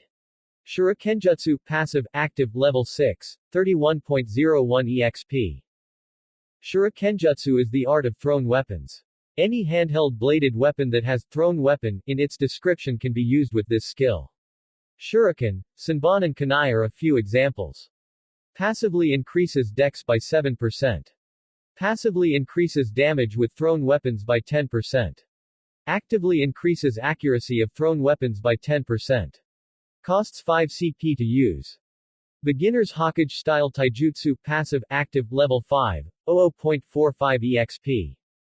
The basic style of Taijutsu taught at the Konohagakure Shinobi Academy. Hokage style has no particular inclinations towards attack or defense, instead having the characteristic of being easy to learn. The beginner's set is basic punching, kicking and a few basic grapples. Passively increases STR by 7%.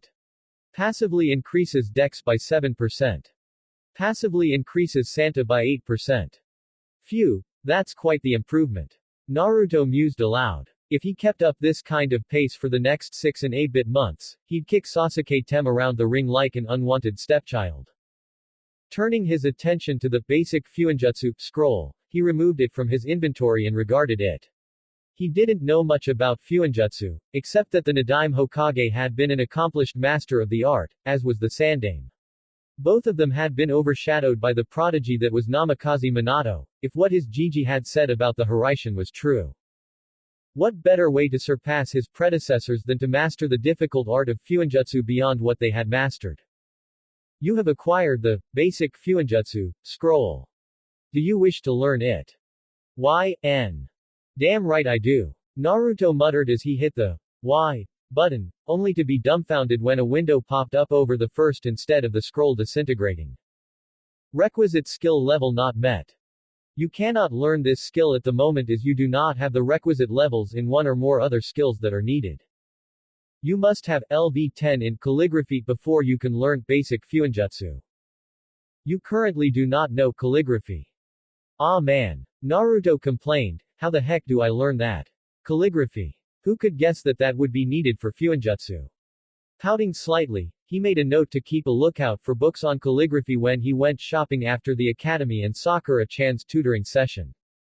Placing the scroll back into his inventory, he then took out the 2 crafting recipe scrolls. Deciding that since he actually had the materials for it, he'd have a closer look at the squirrel fur vest scroll first. Rather unsurprisingly, a window popped up as soon as he picked it up. Congratulations! You have acquired your first crafting recipe. When you defeat non-human enemies, you will occasionally get items such as fur, silk, bones and teeth as loot drops. Using a crafting recipe, you can combine these items into a usable piece of equipment that you can either use or sell. Depending on the level of craftsmanship of the finished item, a crafted item can be one of 5 categories. Common, easily found. Relatively easy to make. Uncommon, harder to make, but with better stats. Less common, but still not all that hard to find. Rare, much harder to make, most items are forged from metal. Quite impressive stats. Hard to find. Legend, items such as this are the kind that are only found once or twice in a lifetime. Their stats are equally impressive. Unique, one-of-a-kind items. Once made, no other item such as this can be created. If a person finds this level of item more than once a lifetime, they are blessed beyond a doubt. In order to create an item, you must have the requisite materials in order to make it. This includes the materials that make up the bulk of the item, as well as any decoration materials or stitching materials. You also have to have the requisite skill level in the skill required to create it. For example, in order to create this item, the squirrel fur vest, you must have at least 1 extra large cured squirrel fur, 10 cured squirrel furs, and 2 rolls of sewing thread, not to mention being at least LV10 in sewing. 04. Another skill requirement. Naruto grumbled, "Faye. I'm going to bed." After 3 hiccups in a row, Naruto was more than ready for bed, but a silver glow from the door leading to the roof caught his eye, so he opened it and peeked out through the doorway. Hovering in the middle of the air near the empty flower beds was a silver exclamation mark. What the heck? Naruto wondered, prompting another window to open. House quests. Your home, and the building it is in, is very much in a state of abandonment. By accepting the quests highlighted in silver, you can set about the business of restoring the place to habitability. To accept a house quest, merely walk up and tap the floating silver exclamation marks, read the window that pops up and then the Why button, just like any other quest. Unlike with regular quests, you do not earn express or Rio for completing these quests, merely having your home up to snuff is a reward in and of itself. Huh, who knew? Naruto muttered, before wondering why this appeared only now. Did it have to do with him leveling up for the first time since gaining his new apartment? Shrugging, Naruto walked over and tapped the silver icon once, making a silvery window pop up. House quest alert. Green thumbs and blonde hair, your flower beds are empty. Go to the Yamanaka flower shop and purchase soil, compost and flower seeds, then set up your flower beds. Accept. YN. All in all, it was probably one of the simplest quests Naruto had received since he had acquired his gamer ability, so he accepted it before heading to bed.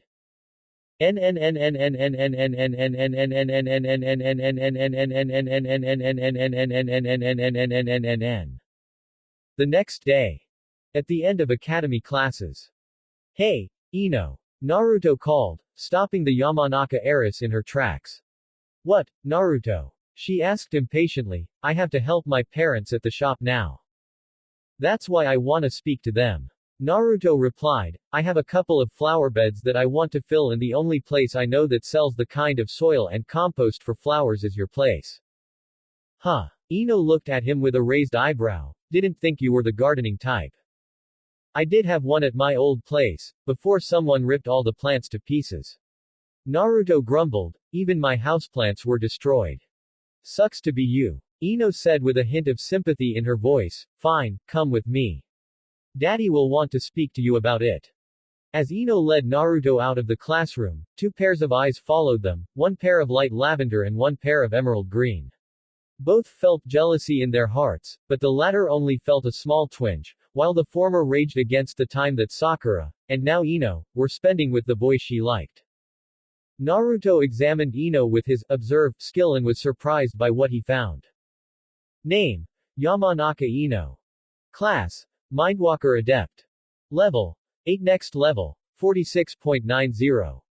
Title: Academy Student plus 25% XP to LV10. Age: 12. HP: 625 625. CP: 300 300ths. STR: 12-5. Santa: 12-5. Dex: 26-5, plus 5. Int: 27. Wis: 25. Luck: 29. Status: Uchiha Fangirl minus 25% to all express gain, minus 10% to teamwork, Yamanaka clan heiress plus 30% effectiveness to all Yamanaka clan jutsu, fashionable, plus 20% to barter, and haggle, skills, plus 25% bonus express to those skills as well, green thumb, plus 50% effectiveness with gardening, skill, plus 30% XP bonus from gardening, actions. Perks: strong-minded. Natural talent: Mindwalker. Acrobatic. Herbalist. Flaws: vain. Fangirl. Daddy's girl. Malnourished. Yamanaka Ino is the heiress of the Yamanaka clan, famous for their skill with the mind arts. She is strong-willed and proud, to the point of arrogance on occasion, but is essentially a good person. She has much skill in her family's jutsu set, but squanders that talent as one of Sasuke-kun's fangirls. Her stats were far more balanced than Sakura's were, as she was obviously not close to being as smart as her frenemy was, but her physical skills were better, especially the dex stat. Naruto guessed that the acrobatic perk had something to do with that. So, how was Forehead's tutoring yesterday? Ino asked out of the blue, jarring Naruto from his thoughts. Oh, it went well. Naruto replied, my brain hurt from all the information, but Sakura-chan's a good teacher. I'm gonna ace the damn exams this time round. After failing twice, I should think you would. The blonde girl snorted, I'm surprised you didn't try and steal the exam questions last time. Naruto looked at Ino in surprise. Why would I do that? If I don't earn a Hittite the right way, there's no point in wearing it. Ino looked at him out of the corner of her eye. We aren't training to be samurai, you know. To a shinobi, there's no such thing as fair play. We aren't shinobi yet. Naruto pointed out, the first time I tried to graduate early, a girl called Ikigaya Terumi got expelled from the shinobi program for doing that. Really? The purple-clad girl asked in surprise. Yup. Naruto nodded. She got caught by a chunin when she tried to enter the room where the exam papers were kept. I remember Gigi scolding her about it. I think she's back in civilian school right now. Ino looked thoughtful at this. It made sense to Naruto though. If the students had to cheat, it should be actually during the exam, when the chunin sensei could see and grade their stealthy information gathering skills for themselves. You have deduced something important about the genin exams. You gain +1 whiz. Ignoring the new window, Naruto saw that they were approaching the Yamanaka flower shop. The colorful facade had always made Naruto a little wistful for his lost garden and houseplants. At least now, he could actually do something about it. Daddy, Ka-san, I'm home. Ino called as she ran into the shop. Welcome home, Ino-chan. Her mother greeted her. Yamanaka Sori was a beautiful woman in her late 20s, early 30s. Her long chestnut-colored hair was in a long ponytail similar to her daughter and she had a kind face. She stood up from behind the counter as her daughter entered and gave her a welcoming hug before looking at Naruto curiously. Naruto wants to talk to daddy. Is he home? Ino asked her mother once she stepped back from the hug. He got called to the T&I department not long ago, but he shouldn't be there longer than a couple of hours. Sori said with an apologetic look at Naruto, I take it you wish to create a new flower bed. Why yeah, how'd you know? Naruto was a bit unnerved by this prediction. I deal with houseplants and bouquets while Inoichi is in charge of outdoor plants. Sori explained, so Ino saying you needed him told me what it is that you came to get. She reached under the counter, picked up a sheet of paper, and handed it to Naruto. Here. Fill this out so Inoichi can look it over when he gets back. Sure. Naruto nodded, can I borrow a pen? Here. Ino gave him one. Ka-san, I'm gonna go and shower. I got all sweaty today at taijutsu practice. Although Sori nodded, a troubled expression flashed across her face briefly as Ino sauntered off into what Naruto presumed was the way to the family portion of the house. Pretending he hadn't seen it, Naruto started filling in the form, which required the length, breadth and depth of the flowerbed in question, as well as the kinds of flowers and plants he would like to have in the flowerbed. I hear that you've been helping out Sakura-chan. Sori remarked after a moment. Yeah, she's banned from dieting. Naruto replied, it actually surprises me that you let Ino get away with dieting, what with the Yamanaka clan being a shinobi clan. You can lead the horse to water, but you can't make it drink. Sori replied ruefully, Ino is a very stubborn girl and is convinced that she needs to diet, even although her father and I have told her over and over again that she doesn't need to. With Sakura eating more, she'll get stronger soon. Naruto shrugged, she'll be able to train longer and improve faster. Ino'll soon see that she's in the wrong here when she gets beat by Sakura-chan then. You seem rather confident about that. Sori remarked, why is that? Simple logic. Naruto shrugged as he finished writing up the form. Ino only trains when she has to. Here or at the academy, and she does only the bare minimum, at the academy anyway. I'm planning on getting Sakura-chan to spar with me and improve her taijutsu at some point.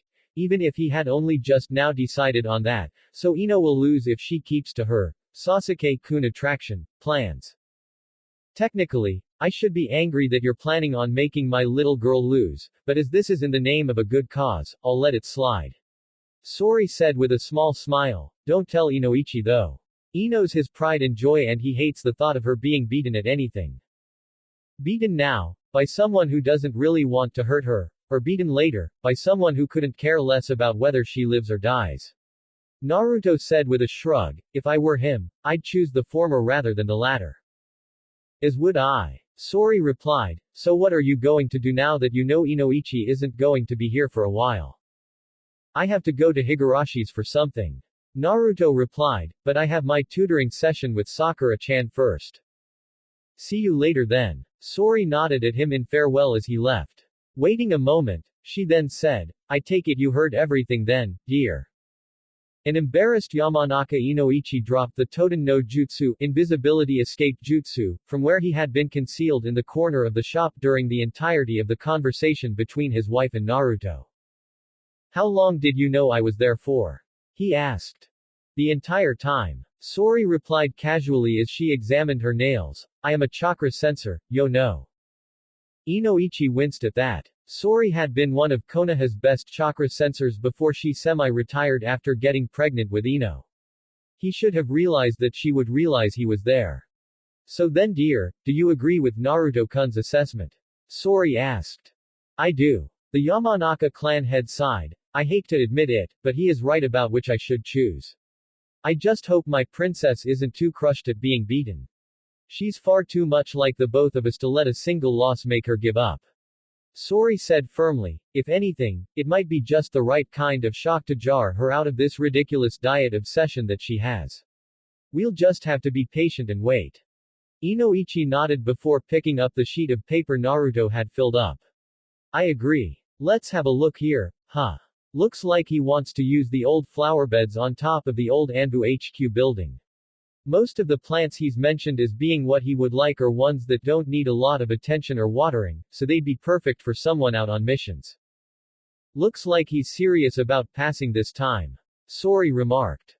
Looks like it. Inoichi said, I actually have everything he's asked for on hand, so I'll get it together and I'll go over to help him set everything up when he comes back. I'll take Ino as well, to help out. It's funny how she doesn't mind getting dirty and sweaty from gardening, yet loudly complains about getting sweaty from training. Sori shook her head in bemused amusement. Half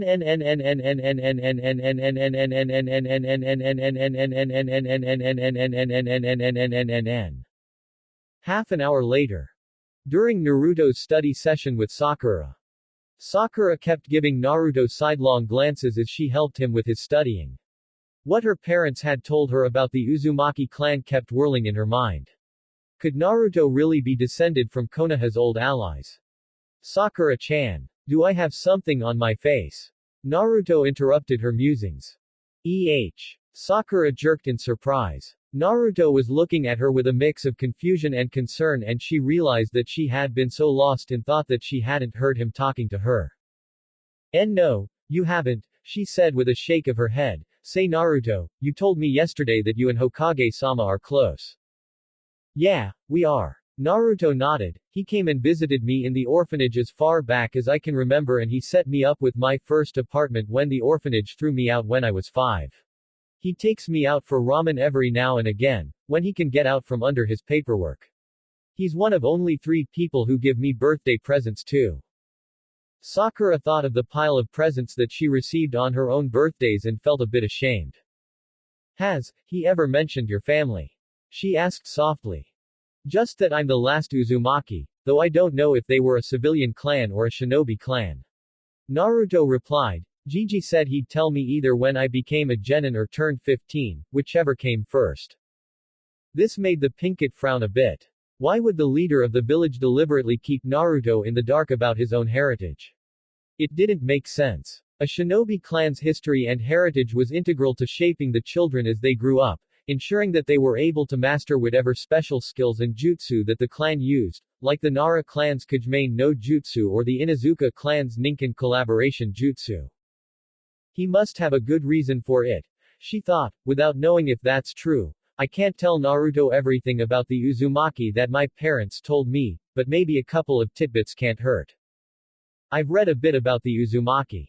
She said aloud, it isn't much, but I could tell you what I know if you'd like. The look on his face was one that shook her down to her soul. It was both intense and vulnerable, not an expression she had ever seen on him before. Please. Was all he said, but had an edge of desperation, of longing that she had never associated with Naruto before now, which she scolded herself for. Obviously, an orphan who knew he was of a clan, but knew no details about said clan, would be hungry for information about them. The Uzumaki were an ally of the Senju clan since the founding of Konoha. She started, they were a shinobi clan, one who had 2 defining characteristics that I know of. First, they were famous for their loyalty, both to family and to allies. Second, they specialized in the art of fuinjutsu. I heard they were almost destroyed during the Second Great Shinobi War though. Naruto stared at her unblinking for a moment before he said quietly, "Thank you, Sakura-chan. This is the first information I've heard about my clan, other than the fact this spiral is the clan symbol." No problem. Sakura had to smile at the enthusiasm Naruto was showing for his heritage. Nay, Sakura-chan, what's the difference between shinobi clans and civilian clans? Her blonde-haired study partner asked with a thoughtful look on his face. You don't know. Sakura just barely stopped herself from gaping in astonishment at him. I know that shinobi clans have more chakra than civilians and that their bodies are stronger, but I don't know anything other than that. Naruto replied with a, "What can you do?" shrug. Sakura sighed. His knowledge about the four Hokage rivaled her own, but his knowledge about other subjects was very much spotty. Shinobi clans have been shinobi for at least 200 years. Sakura explained, that's how long it takes at a minimum for succeeding generations to develop the enhanced chakra coils and musculature that makes them so much better in combat. Each succeeding generation has more chakra and is stronger as a result of using it. Granted, chakra is made of both physical energy and mental energy combined, but shinobi clans have been proven to produce children with more chakra than any civilian clan. Wow, you know a lot about this. Naruto remarked, a little in awe at her knowledge. I looked up this kind of thing last year. Sakura admitted with a small blush, the best treatise on this subject was by Tsunade-sama of the Sanin. Anyway, that's the basic difference. So, because both your parents are civilians, you're at a disadvantage chakra-wise. Naruto frowned, that sucks. Otu-san is a retired genin. Sakura corrected him, a civilian genin, I'll grant you, but I have slightly better reserves than the other civilian genin candidates. You'd have more if you brought your physical energy up in line with your mental energy though. Naruto pointed out. Naruto, explain, now. Sakura ordered with narrowed eyes. No offense Sakura-chan, but I could outlast you in a taijutsu spar easily. Naruto stated frankly, that's because you are not physically fit enough. You rarely spar in taijutsu and you do the bare minimum in PE. Uruka-sensei doesn't push the kunoichi candidates as hard as us guys. I guess he's just old-fashioned that way. Just because you can outlast me, doesn't mean you're better at taijutsu than me, Naruto. Sakura snapped, irritated that she was being underestimated. Cha. Like I'd lose to the Dobi. Shanaru. Her inner personality yelled, sticking her middle finger in Naruto's direction. Care to put your money where your mouth is, Sakura-chan? Naruto challenged with a smirk. Name your terms. Sakura shot back, her pride not letting her back down. First to knock the other down 3 times wins. Naruto said, no weapons, grapple holds or chakra tricks. No gouging or kicks below the belt. Sound fair? And the stakes? Sakura demanded. If I win, you have to let me help you get your taijutsu up to snuff. Naruto suggested. Fine. And if I win, you are paying for one of my shopping sprees. Sakura declared with a clenched fist as she scowled at Naruto. This made the blonde orphan flinch. Sakura and Ino were infamous for trying to outdo each other on their shopping sprees. The last person who had paid for one of the frenemies' shopping sprees had been left penniless by the time Ino had gotten finished with him. Just one more reason for me not to lose. You're on. Naruto stuck his hand out for Sakura to shake, which she did once to seal their deal. Where should we fight though? Sakura wondered, there's no room in here and I don't want to fight on concrete like out on the roof. Let me show you something, Sakura-chan. Naruto said impishly. He led her out of his room and down one floor. The room he led her to was a dojo, which was being cleaned up by a bunch of his Iwa Bunshin. Clones. Physical clones. Sakura gaped in astonishment. I have too much chakra to use the basic Bunshin no jutsu.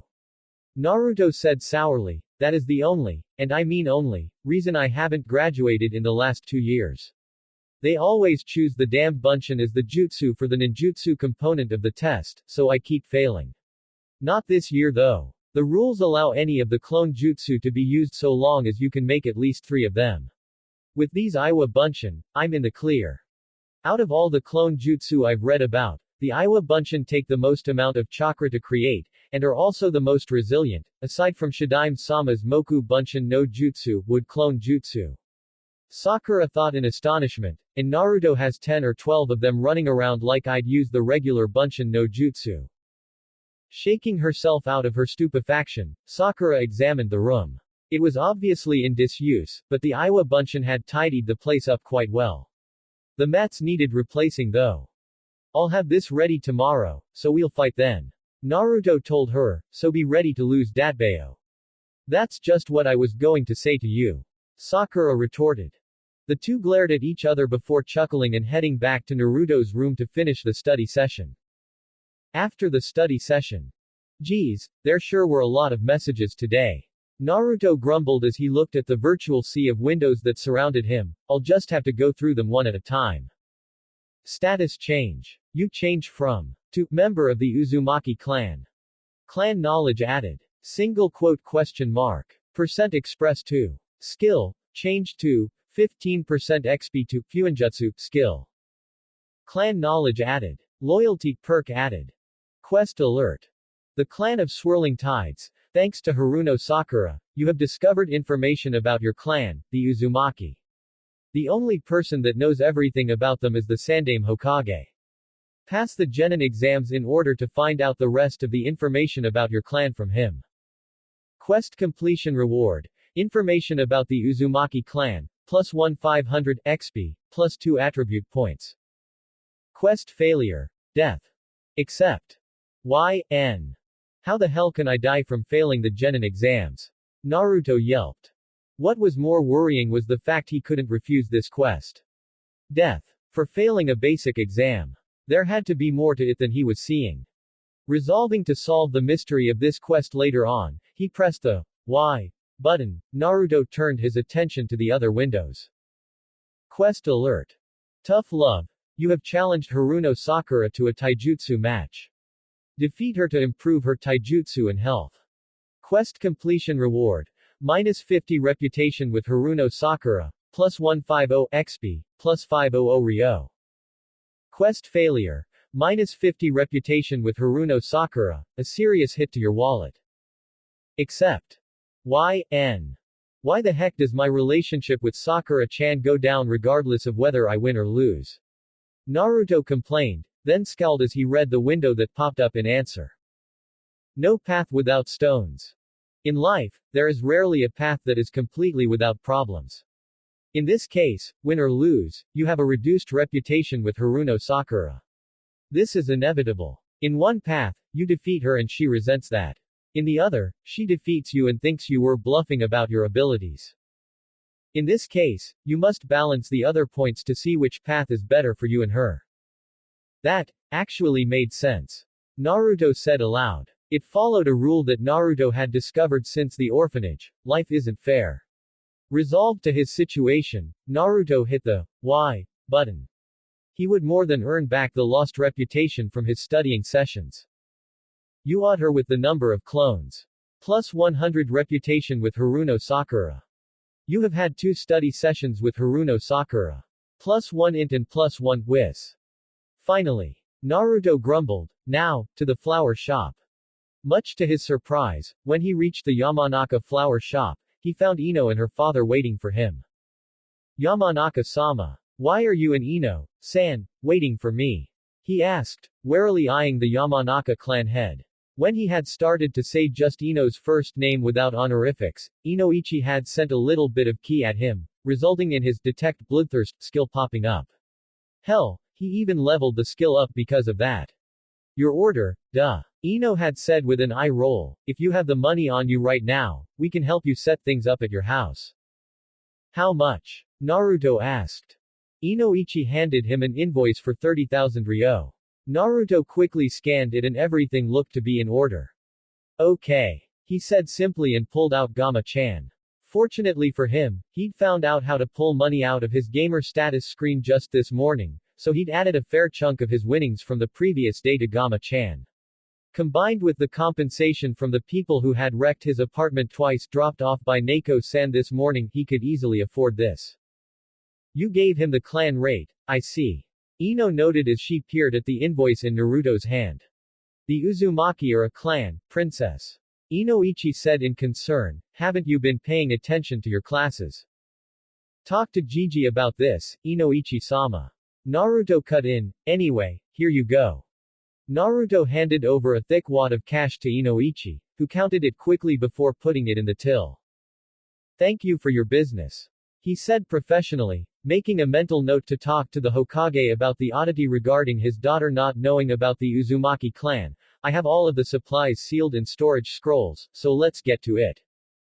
Leading the father and daughter combo back to his apartment building, he was completely unsurprised to see that Ino was just as underwhelmed as Sakura was about his new building. It beats living on the street, he said with a shrug as he beckoned them to follow him up the stairs. When they reached his apartment, he saw Ino giving his place a cursory look over, which made him really nervous for some reason. Ignoring this, he opened the door to the roof and showed his fellow blondes where they would be working.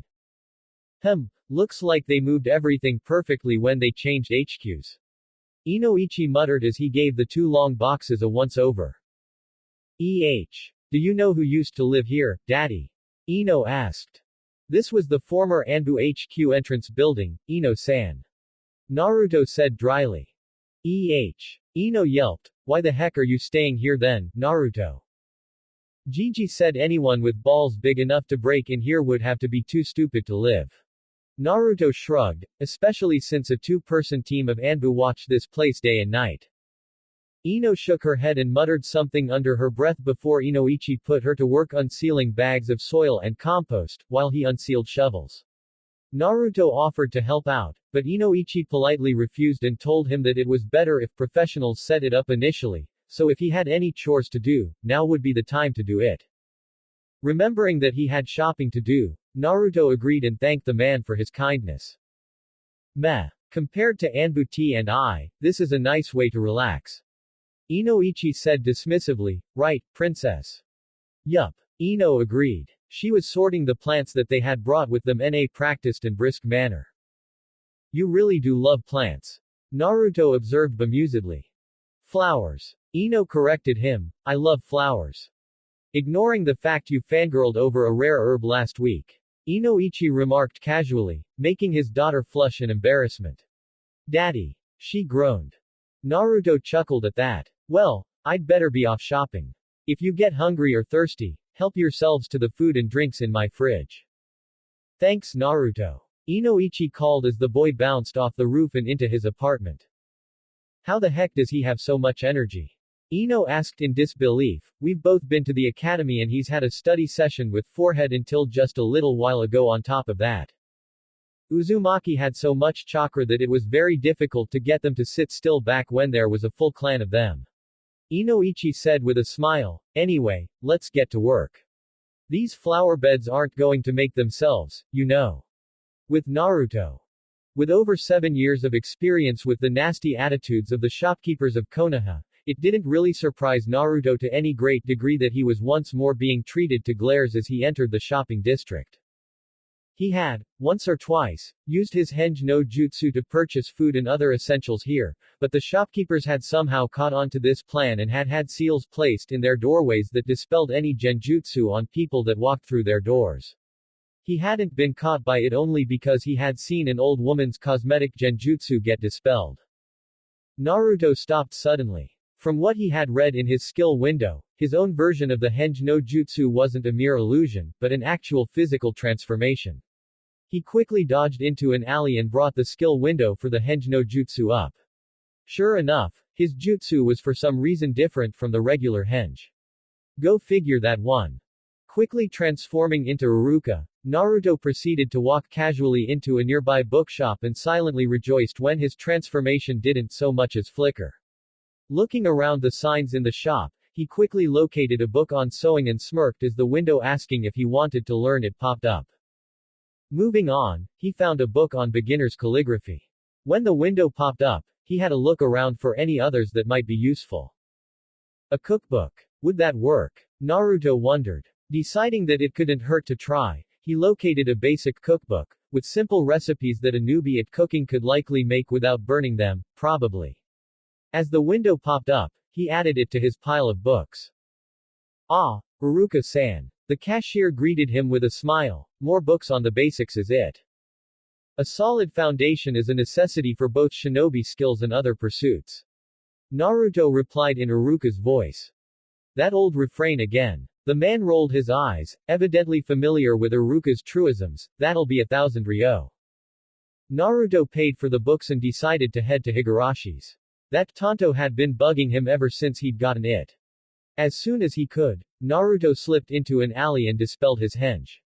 Picking up the cookbook, he smiled as he read the window. You have acquired the 101 Recipes for Beginners book. Do you wish to learn this? YN. Hell yeah. Naruto hit the Y button. No more malnourished flaw for me. Cooking, passive, LV2, 03.10 EXP.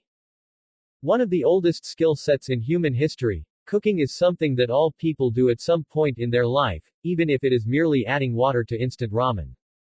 Passively adds 20% to the success ratio of all cooking actions. Passively reduces food wasted during preparation by 3%. Passively reduces chance of a food accident during preparation by 5%. Adds a further 5% bonus to all of the above if the meal being prepared is from your recipe book. Requires cooking tools to use. Current cooking rank. Raw amateur. Nice. Naruto grinned. Next, sewing. You have acquired the Stitch in Time book. Do you wish to learn this? YN. Yep, was all he said as he eagerly awaited the next screen popping up after hitting Y. Sewing, passive, LV1, 00.00 EXP. Sewing is a basic skill taken up by housewives and bachelors all over the world. Darning socks, stitching seams and sewing on patches all fall under this skill. Requires sewing tools and thread to use. Passively reduces wasted thread by 1%. Passively increases the quality of all sewing actions by 5%. Passively raises dex by 1%. Current rank. Bloody Needle. Bloody Needle. Naruto muttered with a tick mark on his forehead, I am not that clumsy. Scowling at the insinuation that he had such low dex that he would poke himself with a needle, Naruto moved on to the last book. You have acquired the One Stroke, One Love book. Do you wish to learn this? YN. Let's see what this looks like. Naruto muttered as he mashed the Y button. Calligraphy, passive, LV1, 000. Calligraphy, or shadow, is the way of artistic writing. Often seen as merely being that, the eye of a shinobi can see the true potential of calligraphy. Requires calligraphy brush and calligraphy ink to use. Passively reduces failure ratio of all calligraphy actions by 7%. Passively reduces the amount of wasted ink by 5%. Passively increases success ratio of all calligraphy actions by 5%. Huh, at this rate, I'm not going to have the time for any pranks, cause I'll be too busy studying. Naruto grumbled, tch. Ah well. The things I have to do to become Hokage. Shrugging philosophically, he set out towards Higarashi's, not noticing the masked figure who was following him. With Tenten. Higurashi residence. Higurashi Tenten was not best pleased with her father at this particular moment. This wasn't exactly an unheard of occurrence, as her father, though she loved him dearly, had this annoying tendency to somehow get into trouble whenever he set foot outside Konohagakure. Take his current appearance for example. He was dressed up like a pirate. A long black coat with golden filigree, a long sash wrapped around his waist and an odd tricorn hat atop his head. So, Tenten said with a forced calm, do I really want to know how you ended up dressed like this? Her father, a veritable mountain of muscle, flinched away from his adopted daughter's steely gray glare as if she had brandished a whip at him. Now Tenten, he said pleadingly, this isn't what it looks like. Oh, so you did not in fact get roaring drunk on your way back to the village and dress up as a pirate as you are now. Tenten growled with a glower, how Ka-san lost track of you, I'll never know. I'd like an answer to that question as well. Higurashi Kanae said as she joined her daughter.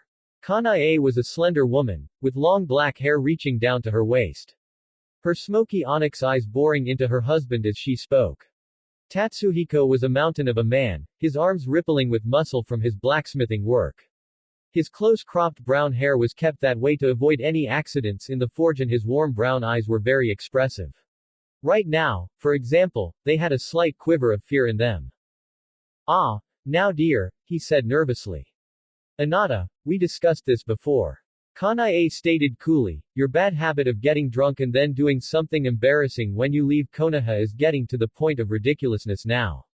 I mean, a pirate costume. I honestly can't remember where I got it. Tatsuhiko admitted. Now, what are you going to do? Kanae asked patiently. Take the costume off and go sober up. He recited dully. Yes, you are. Tenten said with an eye roll, next time Ka-san can go get the ore. She knows what to look for just as well as you do. I'm heading back to the shop floor. I still have to finish polishing the kodachi. She turned and walked off before remembering something. Oh, Oyaji. You've got an order to finish off as well.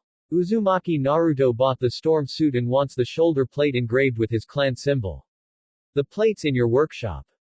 With that, she sauntered off. The Uzumaki bought the storm suit. Tatsuhiko asked in bemusement. There was only ever one Uzumaki in Konoha, so anybody who wasn't a bigoted asshole who thought that he was the Kyuubi referred to Naruto as the Uzumaki, like his mother before him. Looks like he's finally getting serious about graduating. Kanae said softly. Be like. Tatsuhiko agreed, he also has good taste. That outfit should last him a good long while as he grows into it, and when he grows out of it, there'll probably be a good piece to replace it.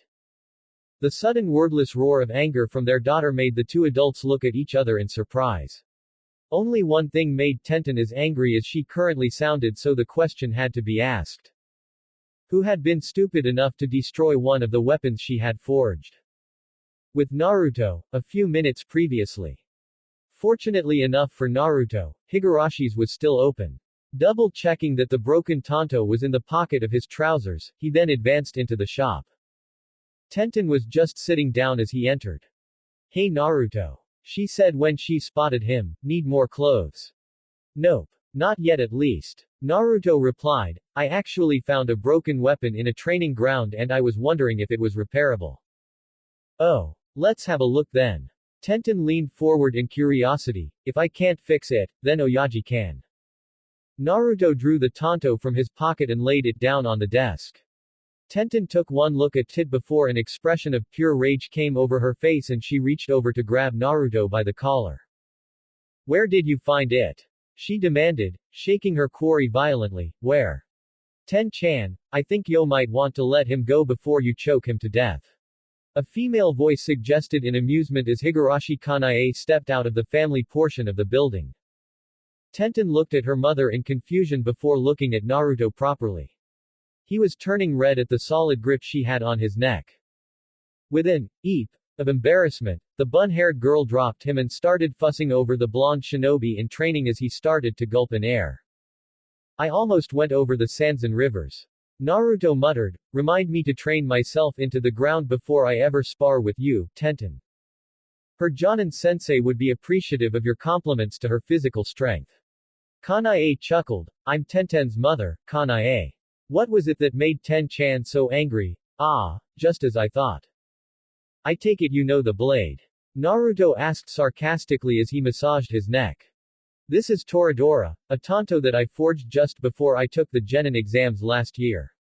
Tenten explained, where did you find it and what the hell's happened to it? In training ground 13 and I have no idea. Naruto replied honestly, if I had to guess though, I'd say it was hit by a hammer of some kind.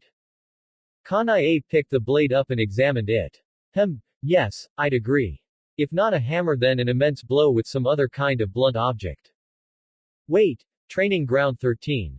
Tenten looked at Naruto in confusion, isn't that place closed for chakra saturation? Gigi let me in, to the first 3 areas at least. Naruto replied, I found that in the first area. Had to kill 3 mutated gray squirrels and 2 red ones to get it. Wow. Tenten said, then regarded Toradora with a frown, how the hell did my baby get there though? Isaka-san was in Team 14, the next ground over. Who? Naruto asked. Isaka Taiga. Kanae replied, the genin who bought the blade, along with its mate, Koryu Tiger Dragon. Isn't that just another way of saying Toradora? Naruto asked after a moment. It is, but that was what Isaka-san named the blades after cutting her palms with them. Tenten replied. Noting the confusion on Naruto's face, she added, sword lore. Shinobi and samurai, if they're masters of their craft, name their blades after the first time they draw blood with them. Ah. Naruto nodded. So, what should I do here? Should I return it to Isaka-san since it's hers? After she broke it and abandoned it like this? No. Tenten said sharply as she cradled the broken weapon as if it was her firstborn. An acceptable compromise would be for you to inform Isaka-san that the blade has been found and that Ten-chan is fixing it. Kanae interjected diplomatically. Should she wish to retrieve it, she must come here in 3 days and explain why she broke it and abandoned it to Ten-chan. Okay. Naruto said carefully, so where can I find Isaka-san? She got married 2 months ago, so she moved out of the Isaka family compound. Kanae said as she strained to recall details. Her new husband is Takasu Ryuji, if I'm remembering correctly. One of her teammates. Oh yeah. That's why she bought 2 tanto. Tenten remembered, one was for her, one was for her boyfriend. She planned to use Toradora, he was to get Koryu. Are they still genin? Naruto asked. No, Isaka-san was promoted just after she got the tanto. Kanae replied, Ryuji-san was promoted during the last Chunin exams. That was when he proposed to her. I'll wander over to their training field tomorrow and give him your message. Naruto nodded. I'd better get home. Yamanaka Inoichi-sama and Ino are fixing me up a pair of flower beds. You like gardening? Tenten asked in surprise. You don't seem the type. It's my way of relaxing. Naruto shrugged. Gigi does calligraphy for the same reason. Gigi. Tenten asked in confusion. Hokage Gigi. Naruto replied before he headed out the door. The bun-haired girl gaped after him. He calls Hokage-sama, Gigi. From what I hear, the Hokage is his legal guardian. Kanae told her daughter softly, I would guess that they've developed a relationship similar to grandfather and grandson, especially since Hokage-sama is the closest thing to family Naruto-kun has. Tenten looked sad then, which was swiftly followed by confusion. Why hasn't anybody adopted him though? She asked. I mean, he seems like a pretty nice kid. A bit informal, but still. Kanae sighed. Sadly, some people are just full of spite. Let's leave it at that for now. You should start on fixing Toradora if you want to make the D-Day deadline. Arg. Tenten half screamed. That's right. My poor baby. Don't worry, Ka-san's going to fix you up as good as new or better. Kanae knew she should be slightly concerned at her daughter cooing at a tanto like it was alive, but she was used to it from her husband, which was who Tenten had learned her love of forging weapons from. Oh. Looks like Tenten's going to monopolize the forge. Tatsuhiko drawled as he tromped out into the shop proper. What's the deal? Well, Kanae started to explain the situation to her husband as Tenten bolted off to the forge, muttering under her breath about alloys, seals and forging techniques as she did so. Back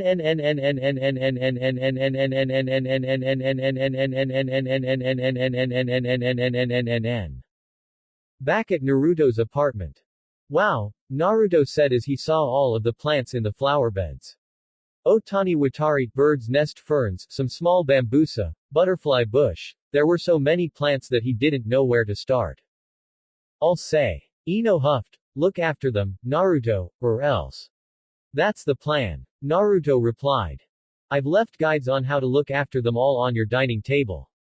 Inoichi informed him, when you graduate, let me know when your team is going to be on a C rank or above mission and I'll come in while you're away to look after them, 1,000 ryo per mission. Much appreciated, Inoichi-sama. Naruto bowed slightly, here, for the trouble. As a tip, 3,000 ryo wasn't much, but it was the largest amount most people would expect an orphan living off of a stipend to tip someone. My thanks. Inoichi nodded, we'd better head back now.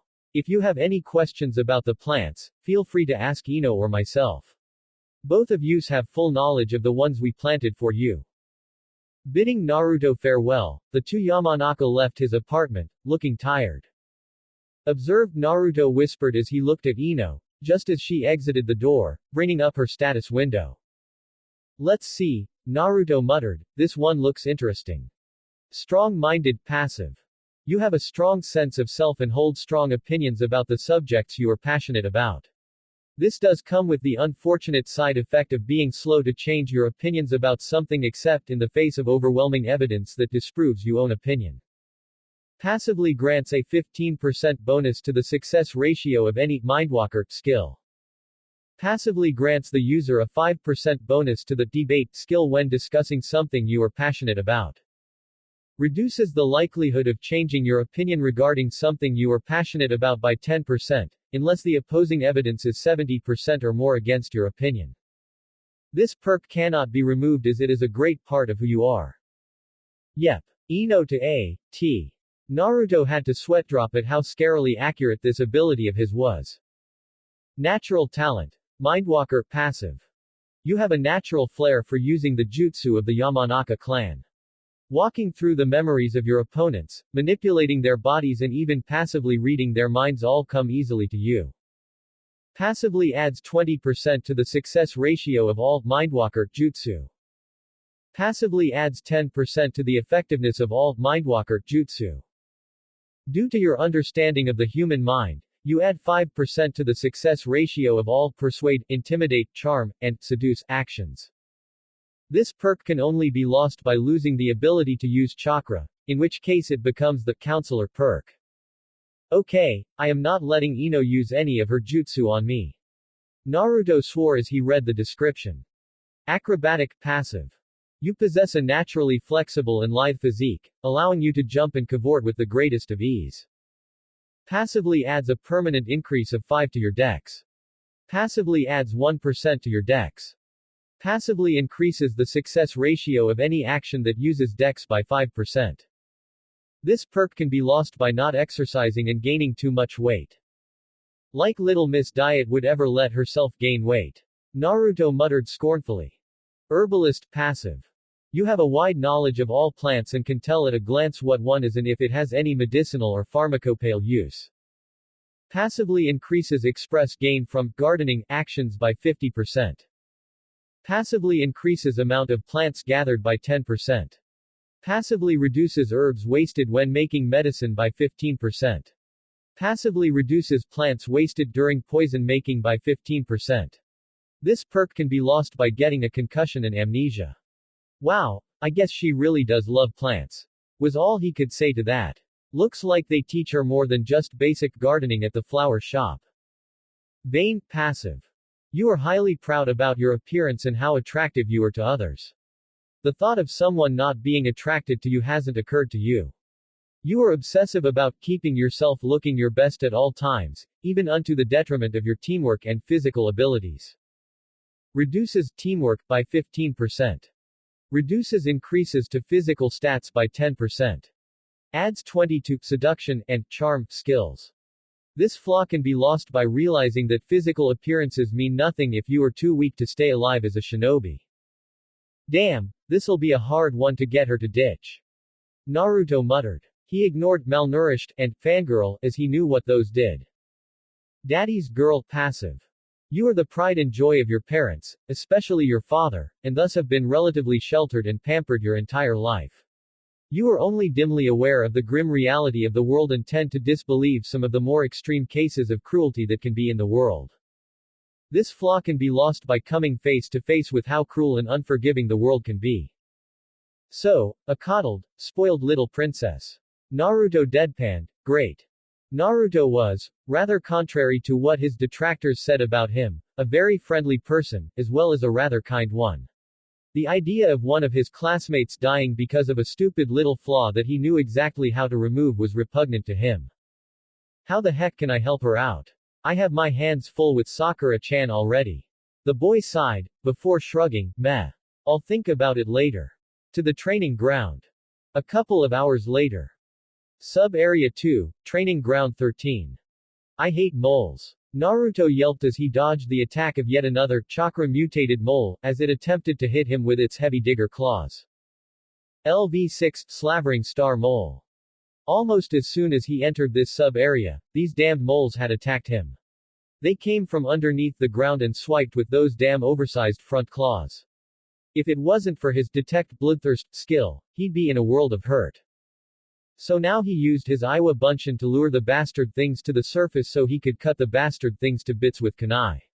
Thing is, they seemed to have an uncanny knack for being able to sniff out where he was and move to attack him. Kuso. He cursed, what the hell is with these things? How are they finding me? Pulling out a pair of shuriken, Naruto infused them with wind chakra and took aim. Futon. Kaden shuriken. He snarled before throwing them at the nearest mole.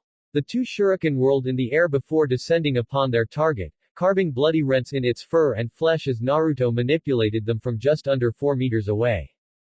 This was the one part of his gamer abilities he hated, the need to level up all of his skills in order to improve them. Sure, it made sense, after a fashion, but it was still boring to do, unless you were fighting like this. With a shriek, the mole sagged to the ground, dead at last. These moles had thick fur that seemed to act as a kind of armor. Not that it helped much against wind chakra. Tiredly, Naruto regarded the window that popped up. Slavering Star Mole X3 defeated. You gained 600 Express. Futon. Kaden Shuriken has leveled up. LV1 LV2. Doten. Iowa Bunshin has leveled up. LV2 LV3. Self-taught Bojutsu has leveled up. LV1 LV2. Not bad for the second mob. Naruto remarked. He trotted over to the corpses that were dissolving and revealing the loot. There was a nice wad of Ryo from each of them, about 750 each, in addition to a cured moleskin or two. Finally, there was a scroll, another crafting recipe, for moleskin gloves. That's that, now how do I find the boss? Naruto mused aloud. He sighed as another window popped up. Slavering Star Moles, slain. 6/25. Grinding Grand Moles, slain. 0/10. Helpful. The blonde orphan commented, now, time to replenish my clones. The moles had killed over half of his clones, smashing and rending at them with their claws. After that, he decided to inspect his stats. Status, he commanded. Name, Uzumaki Naruto. Class, the gamer. Level, 6 next level, 41.03%. Title, Academy student plus 25% XP to LV10. Age, 12. HP, 800 800ths. CP, 800 800ths. STR, 18-5. Santa, 38-5, plus 10. Dex, 19-5. Int, 16 plus 5. Whiz, 18. Luck. Not bad, but still too heavily biased towards stamina. He said with a disbelieving look, how the hell is it so high? Eesh. Resolving to discover the secret of his insane stamina at a later point, Naruto closed the window and set about luring out the moles. Sub-Area 2 was pretty much the same as Sub-Area 1, except the trees were clustered slightly more densely together. The first time he fought a grinding grand mole, he got a shock. Slavering Star Moles were only about the size of a Labrador, while these bad boys were the size of a Shetland pony. The digger claws were the size of dustbin lids and the blunt claws were still sharp enough to draw blood. Still, all of the mole monsters had one key weakness. They were very, very slow. While one Iowa Bunshin distracted them, 3 more stabbed and whacked away with Gansetsuken, while the real Naruto attacked with his Kaden Shuriken from a distance and occasionally restoring clones that had been destroyed. Finally, he grunted as he killed the last mole that he needed to complete his hunting list. Just as he finished speaking, the ground started to tremble, sending Naruto and his clones stumbling across the ground. What the heck's going on, Datbayo? He yelped before he was thrown back by something erupting from beneath the ground, something far larger than any mole he'd faced before. It was massive, the size of a 1-story house, and it was only halfway out of the ground. Black velvety fur, a short snout with jaws concealing sharp fangs and massive digging claws that were each large enough to pick up a grown man quite comfortably. Oh, observe. Naruto croaked as he looked at the field boss in awe. LV8 Mojera Wagara, the massive mole. A common mole mutated by oversaturation of chakra, this one has reached truly massive proportions. A large amount of Dodan chakra was used in this area of the field, allowing this chakra mutant to use bastardized Dodan ninjutsu. Special status. Slow and purposeful, iron muscles, Dodan sensing, paralyzing toxin. Special abilities. Territorial aggression. Oh, dear Kami, Naruto breathed. He pressed. Slow and purposeful, with a trembling finger. Slow and purposeful passive. You may move slowly, but it is always with a purpose. With the appropriate force behind your movements, nothing can stop you. Large creature only. Reduces movement speed by 50%. Allows holder of this skill to ignore skill interrupt and attack interrupt effects. Increases knockback effect by 50%. Note to self, do not get in the way of those damn claws. He thought with a sweat drop. He'd be sent flying into the Hokage monument. Dodan sensing active. Because of either natural ability or extreme training, you can use your skills with Dodan ninjutsu to detect the movements of anything that touches the earth and rocks around you. Usually, this technique is developed to make up for poor or non-existent sight. Particularly skilled users can even read attacks based on the weight distribution of people standing on the earth. Allows the user an 80% chance of detecting enemies standing on the ground. Allows the user a 20% chance to read the attack of an enemy as long as they execute it on the ground. Costs 30 CP minute. So that's how the bastards were tracking me. Naruto exclaimed before swearing up a storm. Paralyzing toxin, active, passive. You have in your possession a powerful toxin that causes paralysis after entering the bloodstream of your opponents. Whether it is smeared on a sword, loaded into a poison dart or a natural part of your saliva, it matters not.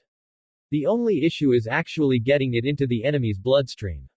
If a natural part of the user's body passively grants full immunity to your own toxin and a 50% resistance to similar types of toxins. Actively grants a 55% chance of poisoning an enemy with the status effect paralysis if struck by a toxin-loaded weapon. Medium used for toxin, saliva. Territorial aggression, passive. You hate it when others of your own gender enter your territory and immediately attack any aggressively. Woe betides any who enter your territory incautiously. Gender affected. Male. Passively forces you to attack the nearest applicable target on sight. Passively adds 20% to hit ratio against all applicable enemies. Crap on a stick. Naruto swore, shit, well, nothing to it but to do it. He had not come this far to be beaten by an oversized wallet, damn it. Right, you lot. Attack from a distance with Gansetsuken. Naruto ordered 6 clones, the rest of you get up close and personal. Stab and slash the bastard. What'll you be doing, boss? One Iwa Bunshin asked suspiciously. I'll be in there with you. Naruto grinned, if this guy can track my location like the others, hiding is pointless as long as I'm touching the ground, so I might as well see how well this guy does at finding someone climbing all over him. With that said, Naruto and his Iwa Bunshin set to work. First off, the Iwa Bunshin all fired a Gansetsuken barrage that struck the mole in various locations, including one lucky shot that hit it in its right eye, blinding it.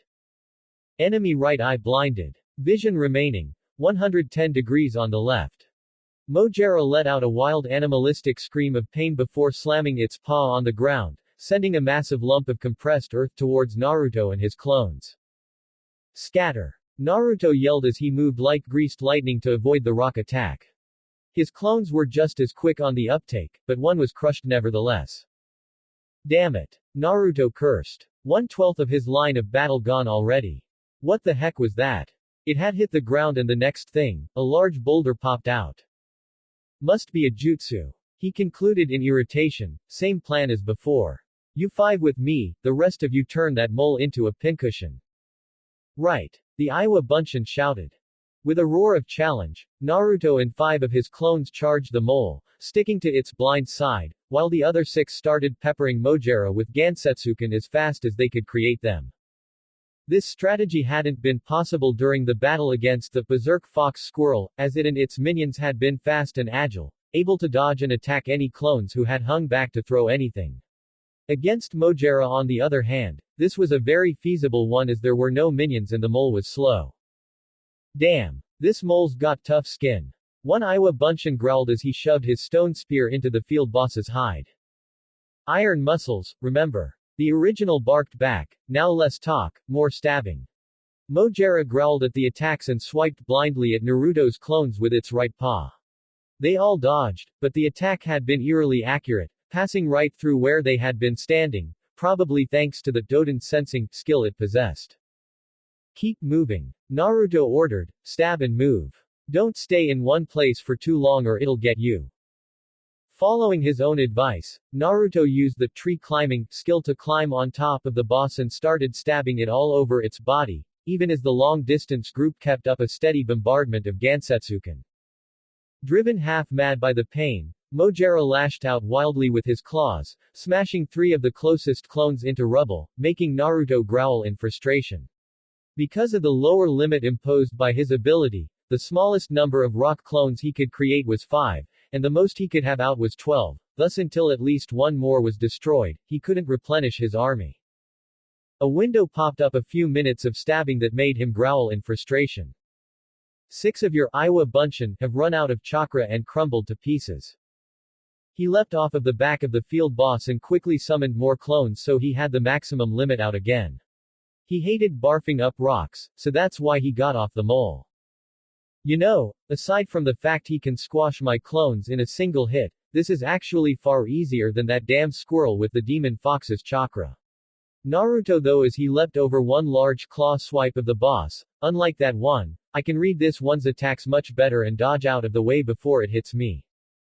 It was true. While the field boss possessed a high defense thanks to its iron muscles, and had a high attack because of its sheer size and slow and purposeful ability, the mole's lack of speed made this a far easier fight than the sub-Area 1 boss fight. After about an hour of cutting the damn mole up, a window popped up. Mojera Wagara is retreating. Kill the minions it summons in less than 5 minutes or it will have 25% of its health restored when it re-emerges. Naruto yelped. What the hell was with this? With a long moan, Mojera Wagara retreated underground, slipping back into the hole from which it had emerged. Erupting from the ground around the hole in its place were 3 grinding grand moles joined by a large window to one side with a timer that started counting down. 5 o'clock, 4:59. Kill him. At the blonde boy's command, the Iowa Bunshin charged the pony-sized moles and began efficiently cutting them to pieces and stabbing them with a mix of kunai and Gansetsuken. Naruto deployed his Kaden Shuriken and was pleased to see that the level up that the skill had undergone had increased the range from 4 meters to 5. Yay! Less chance of being attacked while using the jutsu. It was close, but his clones just and no more succeeded in killing the 3 moles before the time limit expired, with 0:01 left on the clock. You have successfully defeated the minions of Mojera Wagara within the time limit. It returns to the field exactly as it was when it left.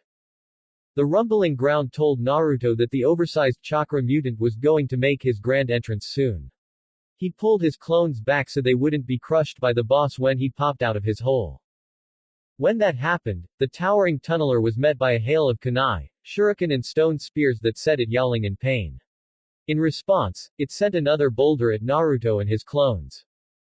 It took another 2 grueling ore to kill the mole, but when it did, Naruto felt exultation. That was not a particularly hard fight, but it was a test of his stamina, which immediately made him grateful for the quirk that gave him a sufficiently high amount of Santa. Grinding Grand Mole X3 defeated. You gained 750 Express. Field Boss Mojera Wagara, the massive mole defeated. You gained 1200 Express. Your level has gone up by 1. 6 to 7. You have 5 attribute points to spend. Secondary Doden Affinity has leveled up. 2 to 3. Natural Futon Affinity has leveled up. 1 to 2. Doden Gansetsuken no Jutsu has leveled up. 2 to 3. Phew, that is a lot of leveling up today. Naruto whistled slightly, impressed by the amount of skills that had leveled up. Gotta get more Futon Jutsu though, onto the best part. Loot.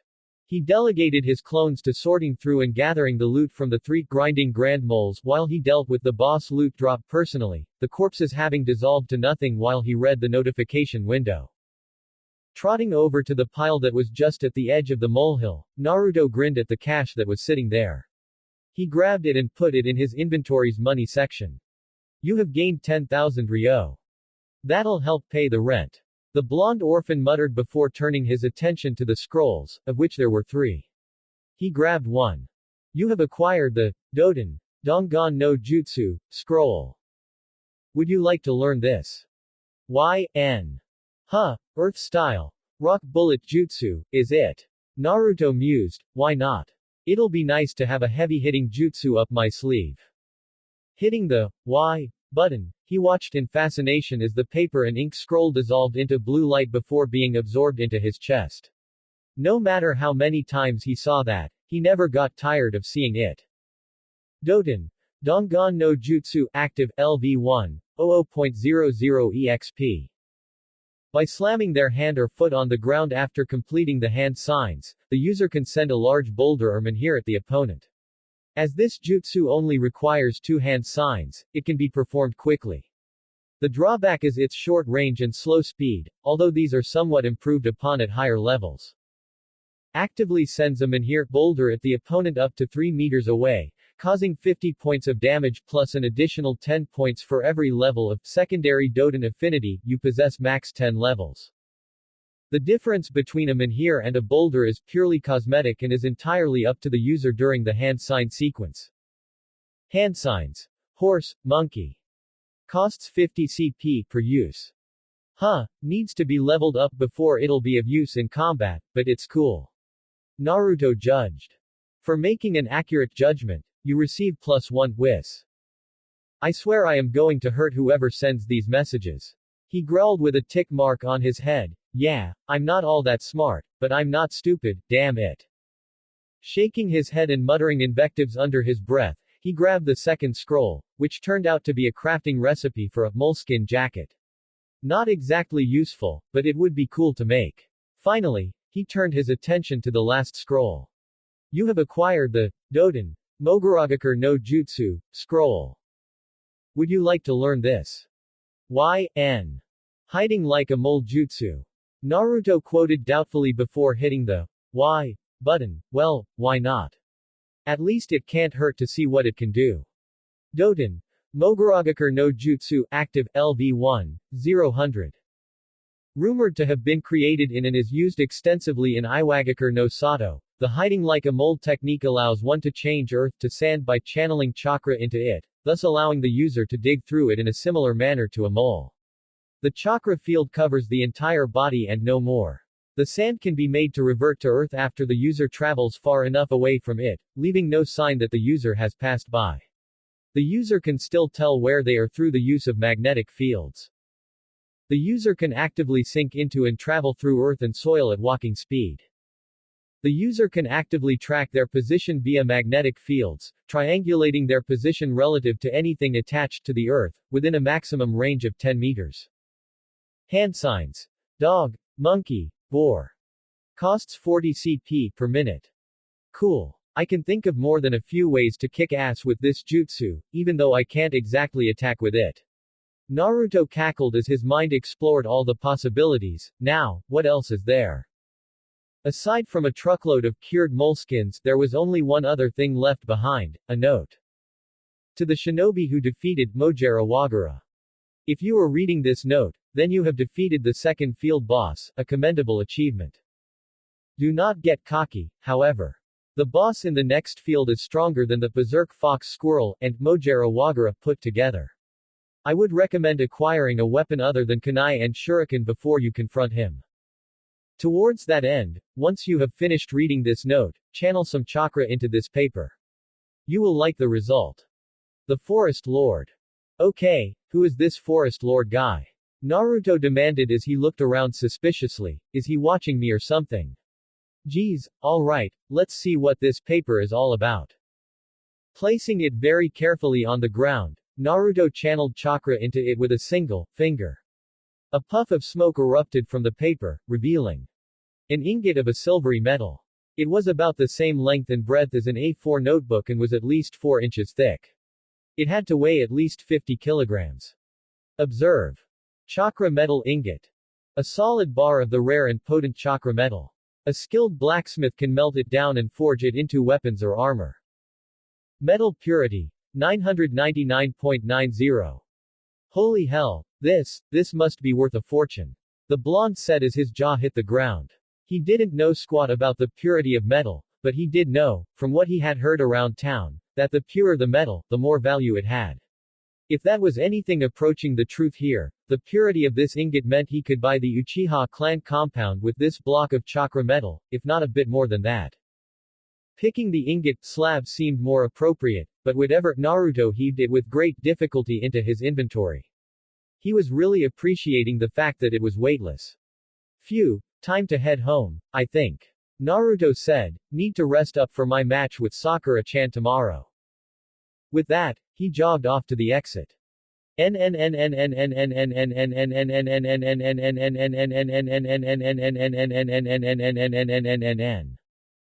next day, after the academy. Training Field 14.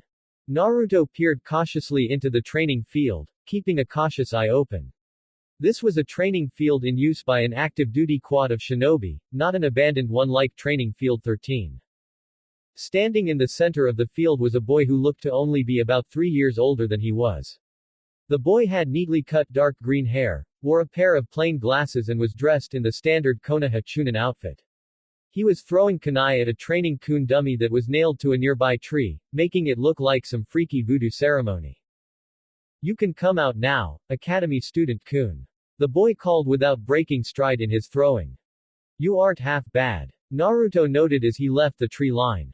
He hadn't been using his stealth skill, just keeping quiet, like any ordinary academy student would be doing, not having learnt stealth to the point the had. Chunin Squad 14 leader. LV-23 Kitamura Yasaka. So what are you doing here, kid? The Chunin asked as he turned around. I'm looking for Isaka, pardon me, Takasu Taiga. Naruto replied, I have a message for her from Higurashi Tenten. Kitamura paled slightly. Oh no, don't tell me she found out about Toradora. Kinda. Naruto replied, I found it in Training Field 13 while I was, well training. I thought it could be fixed, so I took it to Tenten. She went spare and almost strangled me demanding to know where I found it. Yikes, Kitamura muttered, Taiga is due here in the next 5 minutes or so. You can wait for her here. Thanks. Naruto nodded. What was that fast draw technique you were using, by the way? Oh, that. The Chunin grinned, that was my shurikenjutsu specialty, the Kodo Kanbu, soaring sword dance, fast draw technique. It's a mid-Chunin technique. It makes my Hiko Yoshin look slow by comparison. Naruto shook his head, I've got a lot of training to do. Don't be downhearted. A master with the Hiko Yoshin can easily beat an amateur using Kodo Kanbu. The Chunin told him kindly, if you like I can critique you on your technique. I thought active duty shinobi weren't allowed to teach academy students. Naruto pointed out, something his Jiji had told him. But I'm not teaching you. Kitamura corrected him with a grin, I'm just going to offer constructive criticism while we wait. And so it was that Naruto, through a quick 5-minute tutorial from Kitamura, earned 2 levels in his Hiko Yoshin fast draw technique by the time the newlyweds arrived. The Pomtop Tiger. LV-24 Takasu Taiga. The Delinquent Dragon. LV-23 Takasu Ryuji. The girl he had come looking for was tiny. Really, she was only a head taller than he was, if that. She had tired eyes that indicated she had only gotten up not long ago. She wore black knee socks and shinobi sandals, a pair of sports shorts covered by a short skirt, a red kimono top, a Chunin vest and had a sword slung over one shoulder. Her long orange-gold hair was tied back into a sensible ponytail. Her husband was at least a couple of feet taller than she was. He was built solidly, but wasn't overly muscled. His face was scary because he had Sanpaka eyes and his short blue hair had a long fringe as if to cover that up. He was dressed similarly to Kitamura and had the hilt of a tanto poking up over one shoulder. Takasu-kun, Taiga. Kitamura greeted his teammates, who were holding hands. Kitamura-kun. Taiga said with a yawn. Yasaka. Ryuji greeted him warmly, who's the kid? Tenten's found out about Toradora. Naruto stated bluntly. This bit of news jerked Taiga fully awake. She glared at Naruto with her dark amber eyes. Say what? She growled. Naruto though that he could see some panic past the grumpy anger in her narrowed eyes. The blonde boy sighed and recounted the tale for her yet again, with more details this time. Damn that bitch Amy. Taiga growled. Katsuragi Amiss in my class. Naruto protested. Kawashima Amy, from our class. Ryuji explained, she's a genin on Team 15, along with Kushida Minori and Kano Sumair. An all Kunoichi team. This surprised Naruto greatly. The normal setup was similar to Team 14 in front of him, 2 ninja and 1 kunoichi. On rare occasions, it was 2 kunoichi and 1 ninja. Single-gender teams were very, very rare. Yep. When we graduated, there were more kunoichi aspirants than ninja aspirants in our class, so 2 all-kunoichi teams were formed. Kitamura replied, Amiss team were the only one of the 2 to pass. She and Taiga get along like oil and water. Stupid Chihuahua. Taiga groused, stupid infiltration specialty. Stupid gauntlets. Naruto couldn't make out any kind of reason to those statements. Stupid Chihuahua, is what my wife here calls Amy. The male Takasu explained, they were rivals of sorts at the academy. Taiga specializes in kenjutsu, while Amy was a stealth and infiltration specialist. Her weapons of choice are a matched set of gauntlets called the Kanibasami Kagote, crab scissor gauntlets, that break most weapons that they catch between them. The damage looked like a hammer or some kind of massive weight hit the blade though. Naruto pointed out. Exactly what you're supposed to think. Taiga spat out, the gauntlets have a pair of spikes in each of them that are engraved with fuinjutsu that greatly magnify the concussive force of their hits. Being trapped between the gauntlets and hit by both spikes simultaneously from both sides is what destroyed Toradora. It was during a spar shortly before I proposed to Taiga. Ryuji took up the tale. Amy can be abrasive, personality-wise, and Taiga has a habit of being blunt to the point of rudeness, although she is getting better at that. Anyway, they got worked up in the spar and Toradora was broken. Amy threw it away afterwards, but it puzzles me as to how it got into training ground 13.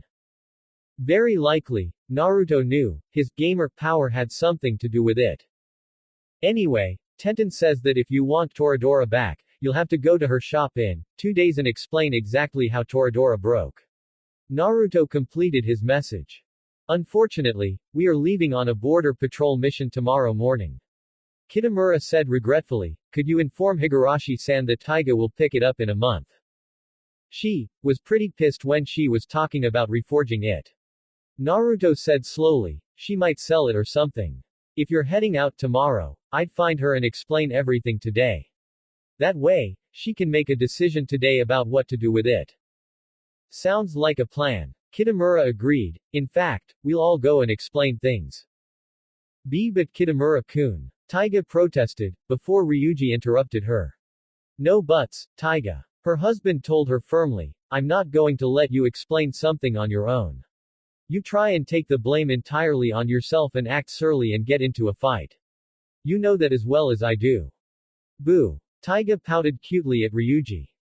Okay then, I guess I'd better go then. Naruto said, good luck with Tenten. Thanks kid. Kitamura said with a nod, keep practicing and good luck graduating. Team 14, move out. With a swirl of leaves, the 3 Chunin vanished, leaving Naruto alone in the training field. He raised an eyebrow as a window popped open. Quest updated. A broken blade can still cut. You have delivered the message to Takasu Taiga and advised her to talk to Tenten as soon as possible, as her team is leaving on a mission. Return to Higurashi's in 2 days' time to complete the quest. Okay, this is weird. Why is there no quest reward or failure notices? Naruto wondered. What an odd quest. The boy shook his head. He had to get back for his tutoring session with Sakura, not to mention the taijutsu fight afterwards. That was something he was not looking forward to. Later on. Naruto's apartment.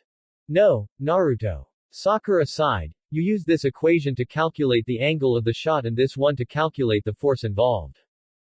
I hate maths. Naruto groaned. When I become Hokage, I'm so doing something about this. The Pink Kid had decided that today, they would attend to the theory of shurikenjutsu, although even she had to admit that she saw little point in it other than as a way to explain how to execute an especially complex throw, like the infamous Uchiha Shuriken Tawami no Jutsu, Uchiha Shuriken Deflection Jutsu. Needless to say, Naruto hated it. Come on Naruto. Sakura coaxed him, it's just numbers. Evil numbers. The blonde grumbled before reluctantly buckling down to fight against the endless legion of numbers in their many and varied complexities. That'll do. Sakura said an hour later. She had to admit that Naruto had done his best, although he had made several mistakes. Still, they were minor ones, so progress was perceivable if not all that quick. Thank Kami for that. Naruto cheered.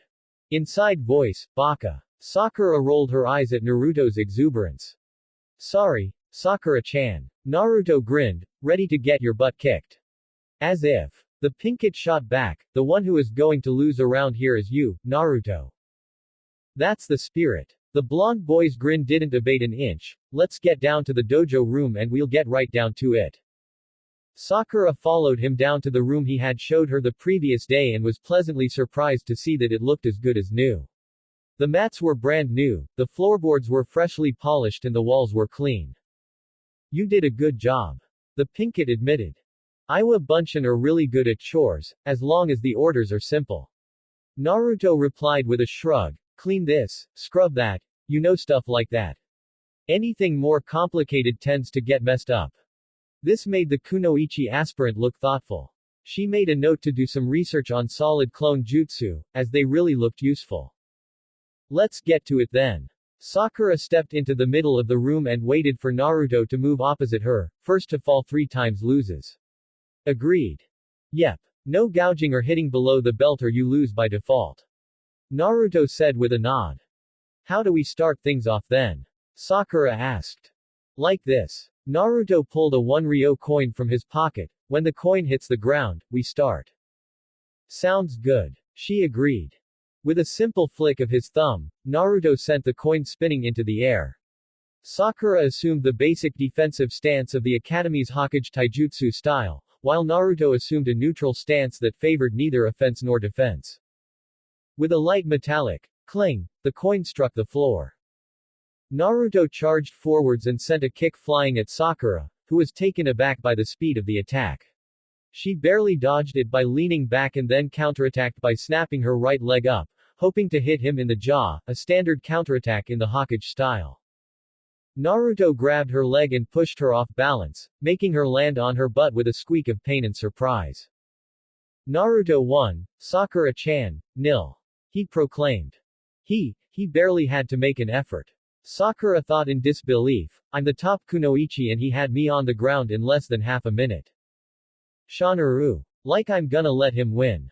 Cha. Her inner self snarled. Adorned with weapons and ready to go to war, kick his ass. With a scowl, Sakura flipped to her feet and went on the attack. She started with a series of punches, moved on to a 3-kick combo and ended with a spinning roundhouse kick. Naruto just blocked the punches, dodged the kicks and grabbed her leg again. This time he executed a throw, sending Sakura tumbling over his head until she came to a stop when she crashed into the wall. Damn it. Sakura growled. She was already tired, which proved Naruto's point about her lack of stamina and physical strength, making her even madder. I'm the best kunoichi in our class. Why am I so weak?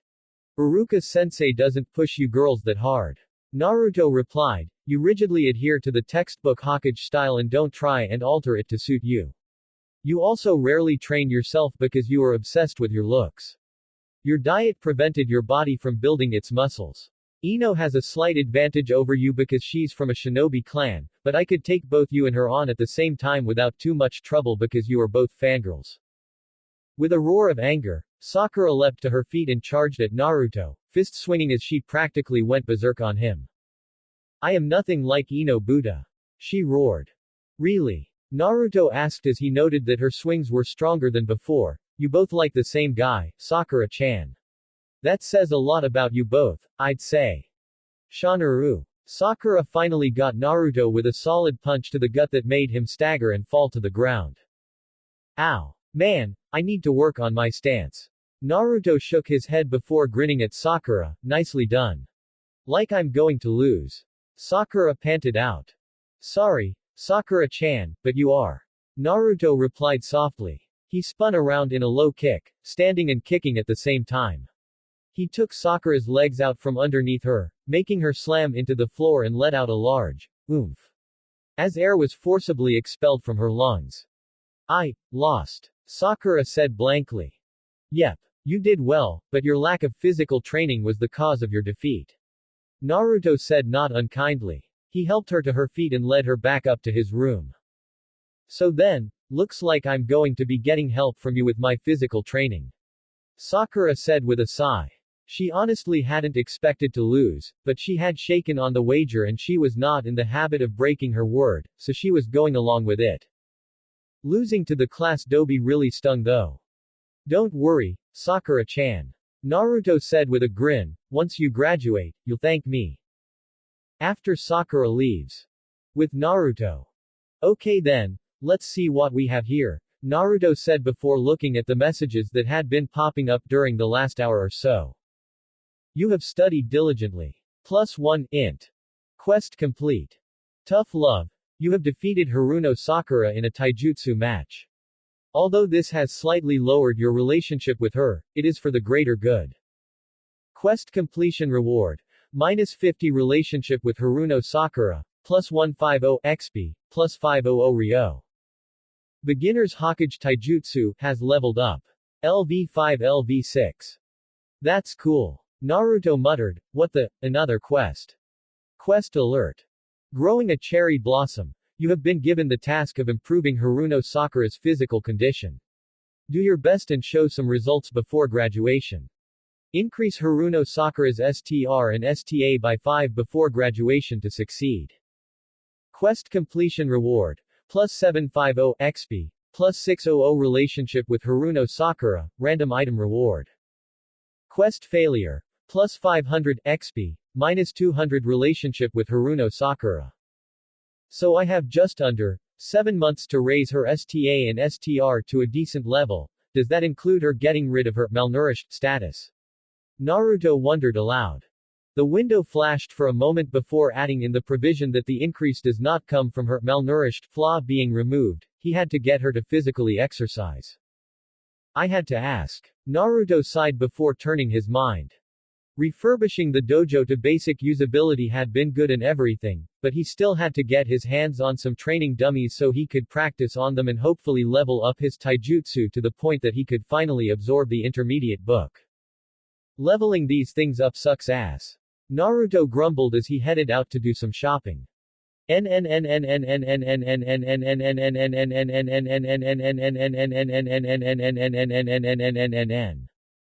the same time, Hokage's office. I see. Sarutobi sighed. This corroborates my own investigations, Inoichi-san. The elderly Hokage regarded the Yamanaka clan head thoughtfully. He had arrived here not long after getting off shift at the T&I department and had asked to see him about a disturbing matter. Who would remove information about the Uzumaki clan and Uzushiogakure from our textbooks? Inoichi asked in bewilderment. The same kind of people who would throw out a 5-year-old boy from the orphanage. The same kind of people who would charge him extra for substandard food and water. Sarutobi growled. The same kind of people who would organize and take part in raiding his apartment and destroying all of his possessions save for those he secreted away just in case. That is the kind of malice we are dealing with here. Inoichi growled as well. The boy was the same age as his daughter and the thought of someone treating her like Naruto had been treated sent his anger skyrocketing through the roof. No child should have to endure that. Naruto-kun has tried to conceal the extent of the civilians' ire against him from me. The Hokage said sadly, it wasn't that he didn't trust me, far from it. It was that he thought he could handle it on his own. Where have you ever heard of a child who is not a shinobi making such a decision? One who has been forced to grow up faster than he should have. The younger man replied grimly, so his usual, happy-go-nuts persona is a mask. Makes sense. Not a mask per se, a shield. Sarutobi corrected him, if the villagers don't see him affected negatively by their bullying, they'll not be as zealous in their acts of malice as they would otherwise be.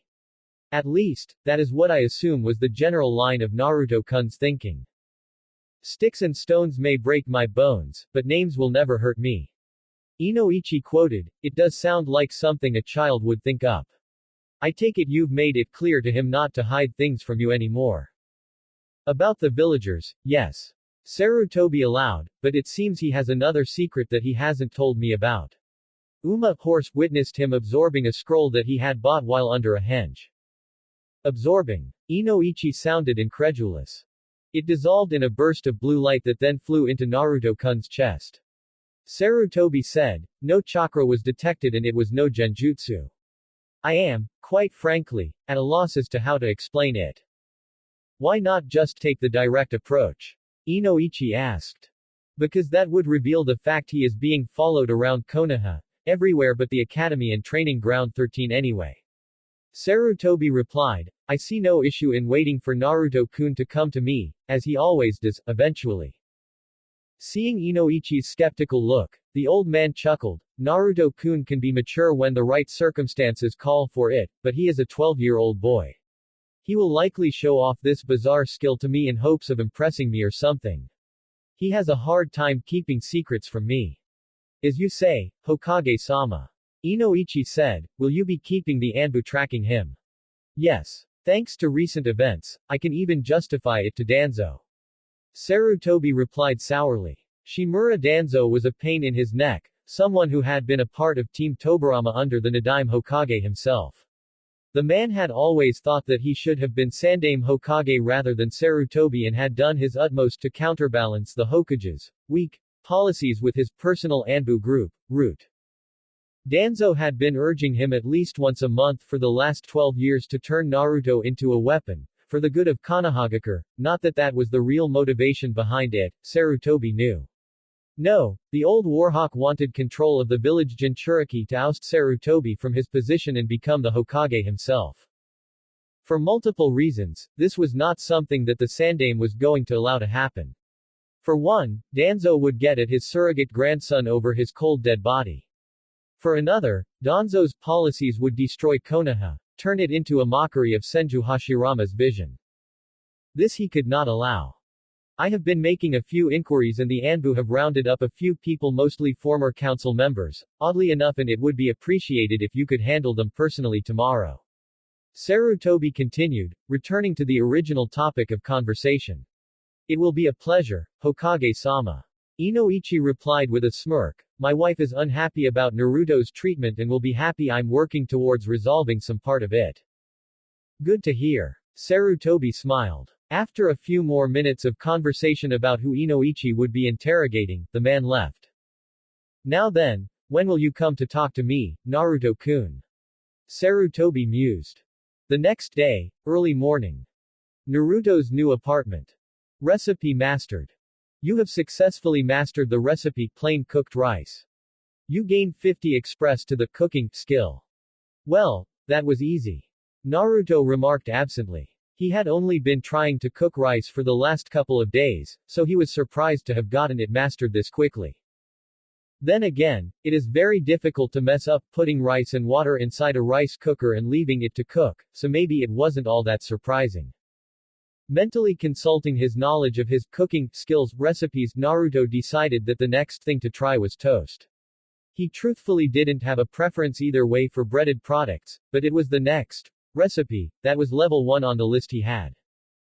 In the cooking skill description, there was a drop-down menu that allowed him to pull up recipes that he knew and view them, as well as how well he could cook them and their relative difficulty levels.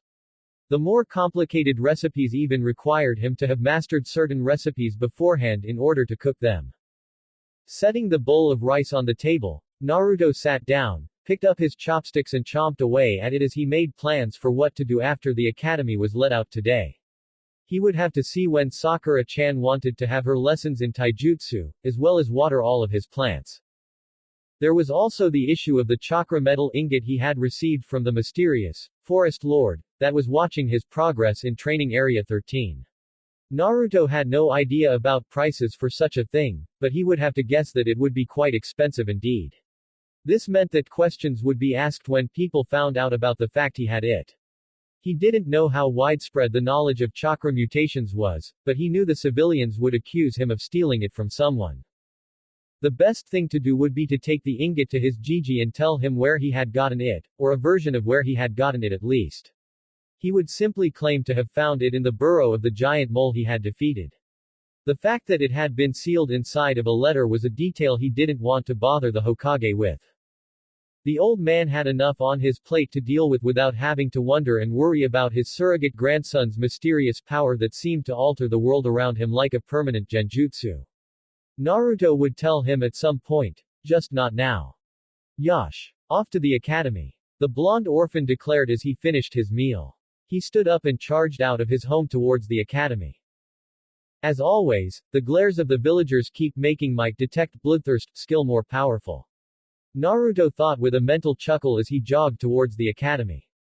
Seriously, just walking around Konoha for a couple of days outside the academy building made his detect bloodlust skill level up. Naruto seriously didn't know what the civilians' problem was regarding him. It was driving him nuts just thinking about it. Some time back, he had asked Gigi if his parents had done something to make the villagers hate him. It had been the only thing he could think of that could possibly explain the amount of animosity that was directed towards him. Sarutobi had looked pained for a moment before schooling his facial expression and denying it, explaining that Naruto's parents had been honorable shinobi who would have died before betraying Konohagakure. Deciding that what would come in its own time, Naruto put his ruminating to one side and sped on. After the academy is let out for the day. Hokage's office.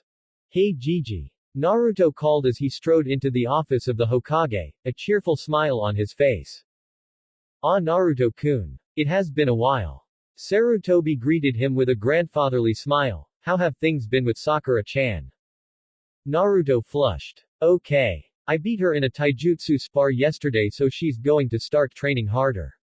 Combine that with eating properly, I think she'll be close to Genin standard by the time the exams come around, I think. I think she'll have some help from her father as well, so I rather think you are right. The Hokage chuckled. Now, what can I do for you, Naruto-kun? Not that I'm not delighted to have an excuse to stop my paperwork, but it must be finished at some point. Ah. Yeah. I found something in Training Ground 13 the other day and I wanted to show you it. Naruto said with a nod. Oh. Sarutobi raised an eyebrow. Naruto drew a scroll out of his pocket and unrolled it to reveal the sealing array. Placing a finger on the array, Naruto pulsed some chakra into the seal and a large amount of chakra smoke exploded from it as the object inside was unsealed. When the smoke cleared to reveal the ingot of chakra metal, Sarutobi's eyes bulged out and his jaw flapped open in disbelief. Impossible. That much chakra metal. How? Where? Were the thoughts that were swirling around in his head as he gaped at the chakra metal ingot. Once he gathered the shattered remains of his composure and tore his eyes from the chakra metal ingot, he asked hoarsely, Naruto-kun, just where did you find this again? In the second sub-area of Training Ground 13. Naruto replied, hiding his amusement at the Sandaime looking so shocked, I killed a massive chakra-mutated mole and found this in its burrow. I know it's metal but I have no idea what it is and I thought you would know. The Sandaime nodded slowly. It was a good thing that you did, Naruto-kun. Does anyone else know you have this? Nope. I sealed it as soon as I found it. Naruto replied, it would have been too heavy to carry otherwise. Naturally, the Hokage muttered, well Naruto-kun, you are in luck. What you have there is unmistakably one of the largest ingots of chakra metal I have ever seen. May I inspect it? Sure. Channeling chakra to his arms, Sarutobi picked up the lump of metal easily and examined it. On the reverse side of the ingot, in the top right-hand corner, was the purity of the metal, which had the old man's eyebrows shooting up in astonishment. A purity of 999.90. He exclaimed, Naruto-kun, this is worth a fortune. Is it? Naruto asked, how much are we talking exactly? You could buy the Hyuga clan compound and still have enough left over to live without working for 3 years if you sold it, and that is if you get the lowest price for it. Naruto yelped in shock. The Hyuga clan compound was almost as large as the old Uchiha compound, which was massive. Yes, it is a rather impressive price tag, isn't it? The Hokage said with a chuckle, I rather imagine, however, that you are far more interested in what can be made from it. Yeah. Naruto agreed fervently. Like, is this enough to make 2 Tonto and a Kodachi? I believe so. Sarutobi said thoughtfully, you would have to get a master weaponsmith to tell you for certain. Would Higurashi-san count? The blonde boy asked. Tatsuhiko. Yes, certainly. The Sandame replied with a nod. He is one of the best smiths in all of Hai no Kuni, regardless of his habit of getting drunk when outside of Konoha. He'll be able to tell you either way. Thanks, Gigi. Naruto replied as he resealed the ingot. I'm going to see Tenten tomorrow, so I'll see her dad while I'm at it. Oh. Giving up on Sakura-chan to chase after Tenten. Sarutobi teased. Wah. No. Naruto yelled with a flush. Tenten asked me to do something for her and I'm reporting back to her about it. Geez Gigi. The pout Naruto threw his way made the Hokage chuckle again. Now, how have you been doing in Training Ground 13 other than finding rare and expensive metals? Okay. The first sub-area was full of mutated squirrels the size of small dogs and the second was full of mutated moles. Naruto replied, weird. I wonder what's in the third sub-area. Oh yeah. What do I do with any old weapons and the like that I find in the training ground? If they have their owner's name on or near them, bring them to me and I'll see that they are returned. Sarutobi replied, anything else is yours. Finders keepers. Consider it payment for clearing out the areas. It's the usual rule is for those who clear out training grounds full of chakra mutations. Nice. Naruto grinned, well, I gotta go Gigi. Studying time with Sakura-chan. Have a good time, my boy. Sarutobi smiled as Naruto left, before a frown came upon his face. That large ingot of chakra metal was a daimyo's ransom. Naruto had been telling the truth about where he found it, but Sarutobi could tell he was being evasive about exactly how it was found, which was troubling. Ordinarily, Naruto would be boasting of every minor detail of his discovery of the ingot. On the bright side, this does mean that he is becoming a better shinobi. The Hokage thought with a sigh, it looks like I'll have to resort to more sneaky methods of finding out what he does though. Ah well, now what was this petition? A proposal to assign guards for the civilian council, 3 shinobi per member, on a permanent basis. Did they think we just make shinobi appear out of thin air whenever we need them? Denied. The sound of a stamp firmly thumping on paper resounded through the room as Sarutobi Hiruzen did battle with his paperwork.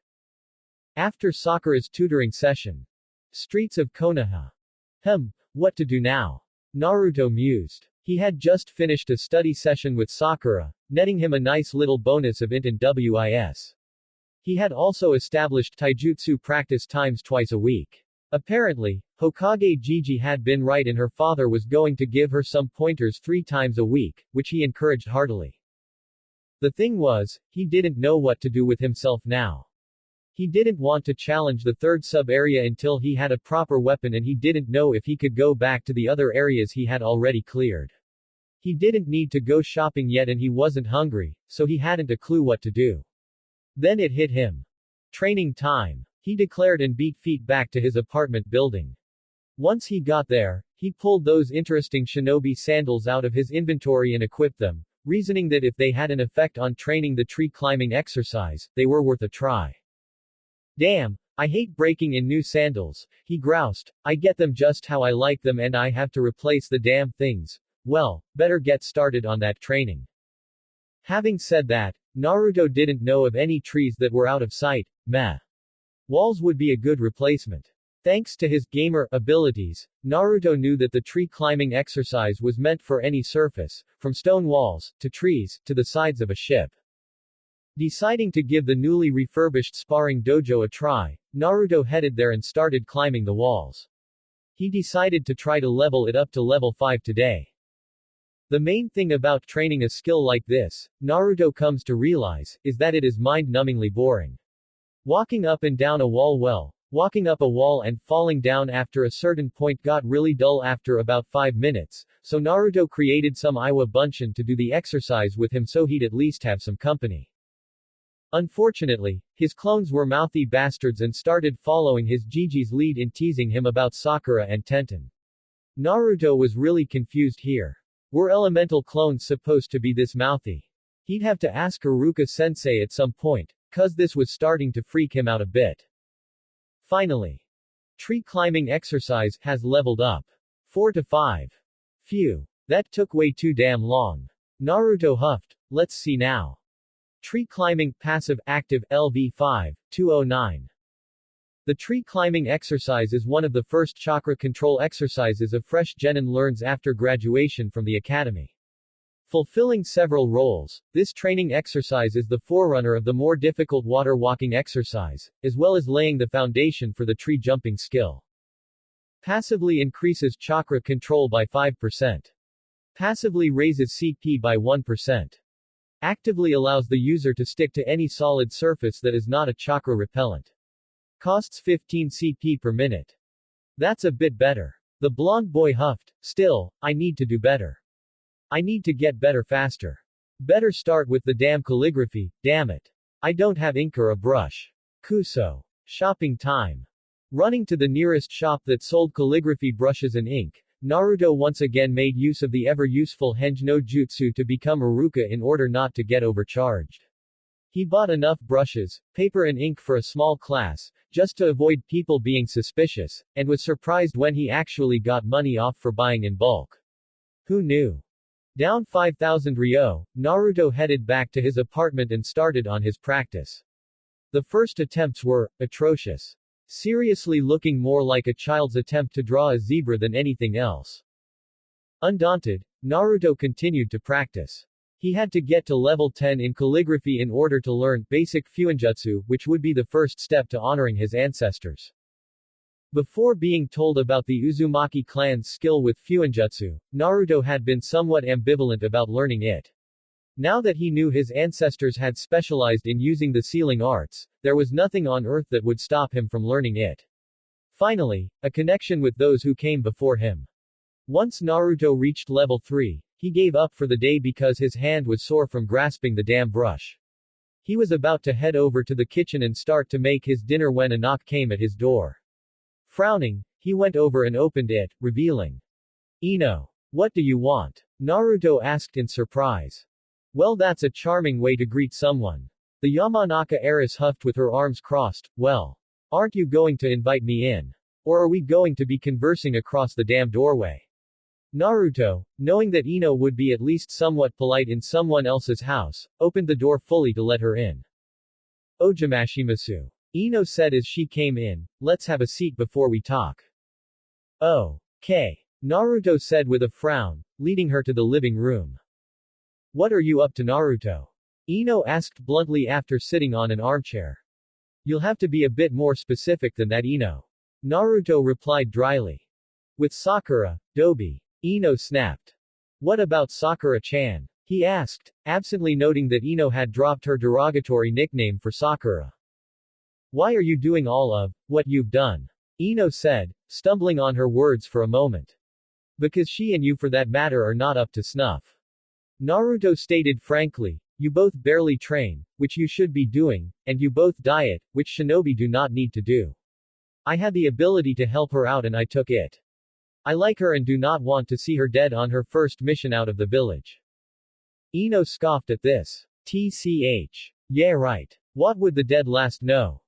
I have been in the academy for 2 years more than you, Ino.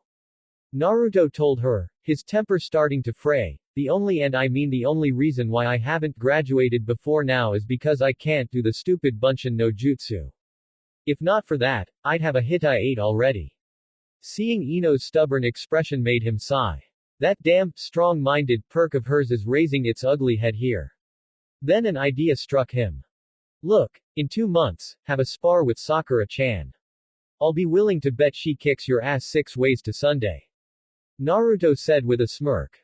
Me. Lose to forehead girl. TCH. Dream on. Ino scoffed again, alright. I accept the bet. If I beat forehead, you pay for a shopping spree of mine. Why does this seem familiar for some reason? Naruto muttered under his breath, fine. And if Sakura-chan hands you your ass on a platter, you have to stop calling her that stupid nickname.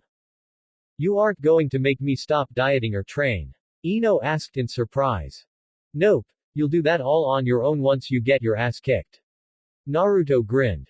Dream on. Ino rolled her eyes, I'm still going to keep an eye on you, Naruto.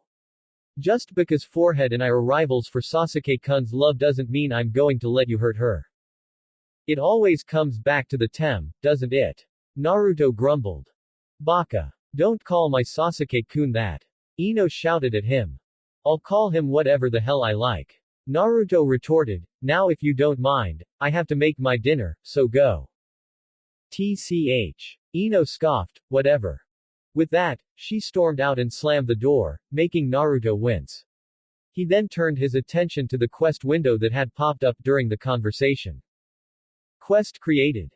Fields and Mountains. Train Haruno Sakura to be able to defeat her frenemy and rival Yamanaka Ino in 2 months' time. Quest completion reward. Plus 2000 XP. Plus 500 reputation with Haruno Sakura. Plus 500 reputation with Yamanaka Ino. Plus 5000 Ryo, Futon. Datapa no Jutsu, Scroll.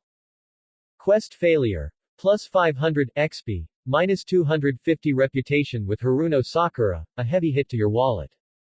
Except. YN. Yet another quest that he couldn't ignore. The possible rewards made him want to salivate though. That much experience would likely make him level up, and the Ryo wasn't a bad enticement either. The best prize was the Jutsu Scroll though. For some reason, Wind Element Jutsu seemed to be rare in Konoha, which fitted in with what Iruka-sensei had told me about the number of people who could even use it, let alone those who actually did. Hitting Y. Naruto returned his attention to making his dinner. Cup ramen for the win.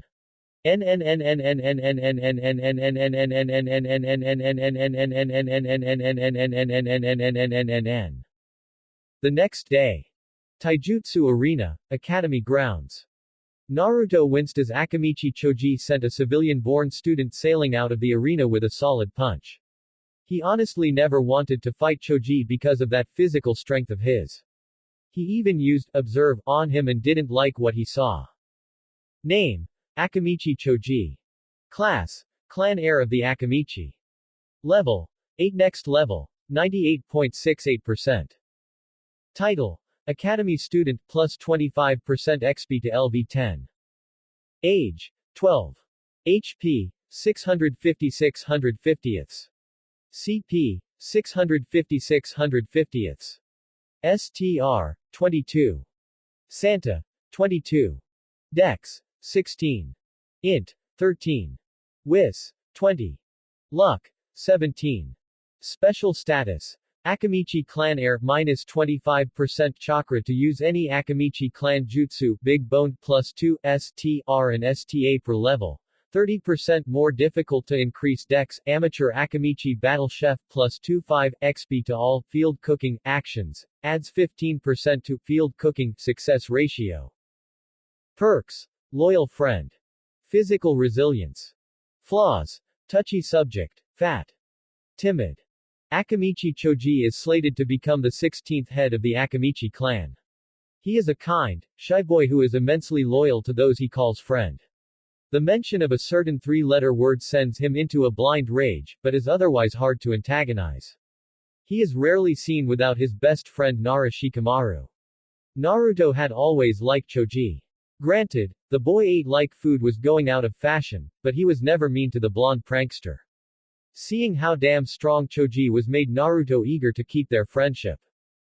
Winner: Akamichi Choji. Iruka, the referee, declared, Kazuya-kun, go to the medical office.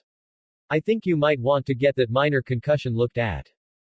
Choji's opponent staggered off with a slightly dazed look on his face. Ouch. Next up, Uzumaki Naruto vs. Uchiha Sasuke. Iruka said in confusion. Naruto spotted Mizuki hide a smirk and scowled. Obviously, the assistant teacher wanted to make Naruto's life difficult by having him beaten in a spar by the elite Uchiha-sama. Well, screw that. Quest created. Rival Showdown. Your spiteful assistant teacher has manipulated things and paired you against Uchiha Sasuke, your rival and the Rookie of the Year, in the Taijutsu sparring session for the nth time. Defeat him. Quest completion reward. Plus 1000 EXP, random Taijutsu skill scroll, minus 100 reputation with Uchiha Sasuke. Quest failure. Random selection between 250 express and random Taijutsu scroll. Except. Y, N. Discreetly tapping Y, Naruto strode forwards and stood in the middle of the sparring circle. Opposite him, Uchiha Sasuke gazed at him with a contempt look in those black eyes of his as he slouched to the ring. This makes 20 times in a row these two have been matched up. Iruka said icily to Mizuki, I expect that next time, different opponents will be chosen for them. Understood, Mizuki-kun. Mizuki just snorted. Alright you two. Please make the Teretsu no in seal of confrontation. Iruka sighed. Both Naruto and Sasuke made a half-ram seal with one hand. Kick his ass, Sasuke-kun. Ino cheered. Rather surprisingly, Sakura didn't join in verbally, but she did cheer for her love interest, which made Naruto sigh inside. His luck sucked when it came to this kind of thing. Observe, he whispered. Name, Uchiha Sasuke. Class, Emo Avenger. Level, 13 next level, 00.12%. Title, Academy Student plus 25% XP to LV10. Age, 12. HP, 750/750ths. CP, 675/675. STR, 25. Santa, 18. Dex, 21. Int, 23. Wis, 15. Luck, 5.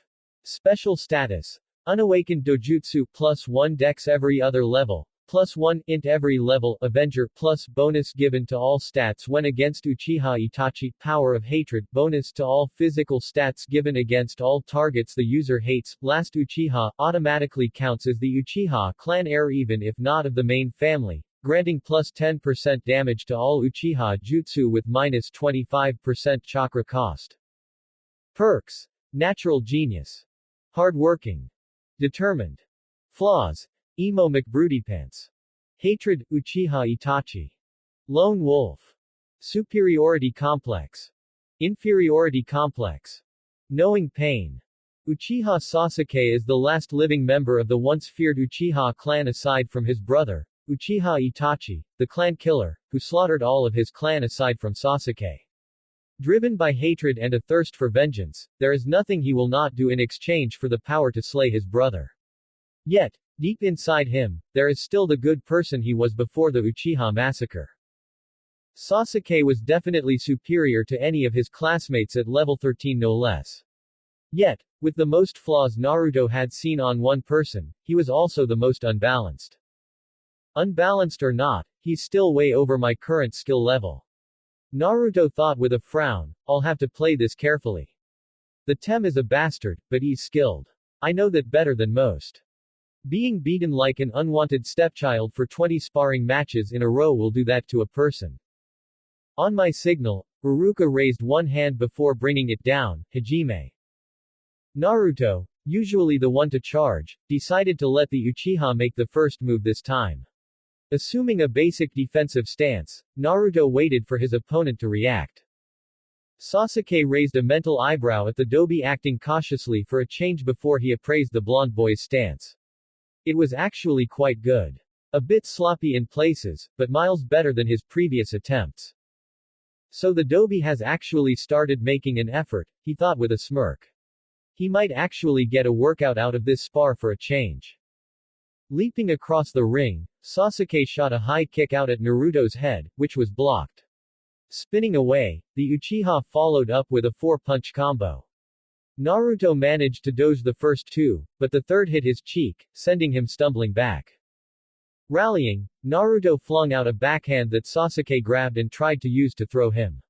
Hooking a foot around his opponent's leg, Naruto quickly pulled, breaking Sasuke's stance, forcing him to let go of his arm and leaving the last Uchiha open to a roundhouse kick that sent him flying. He managed to stop himself from exiting the arena, but a look of slight shock was on his face. Naruto had actually fought back successfully for the first time against him.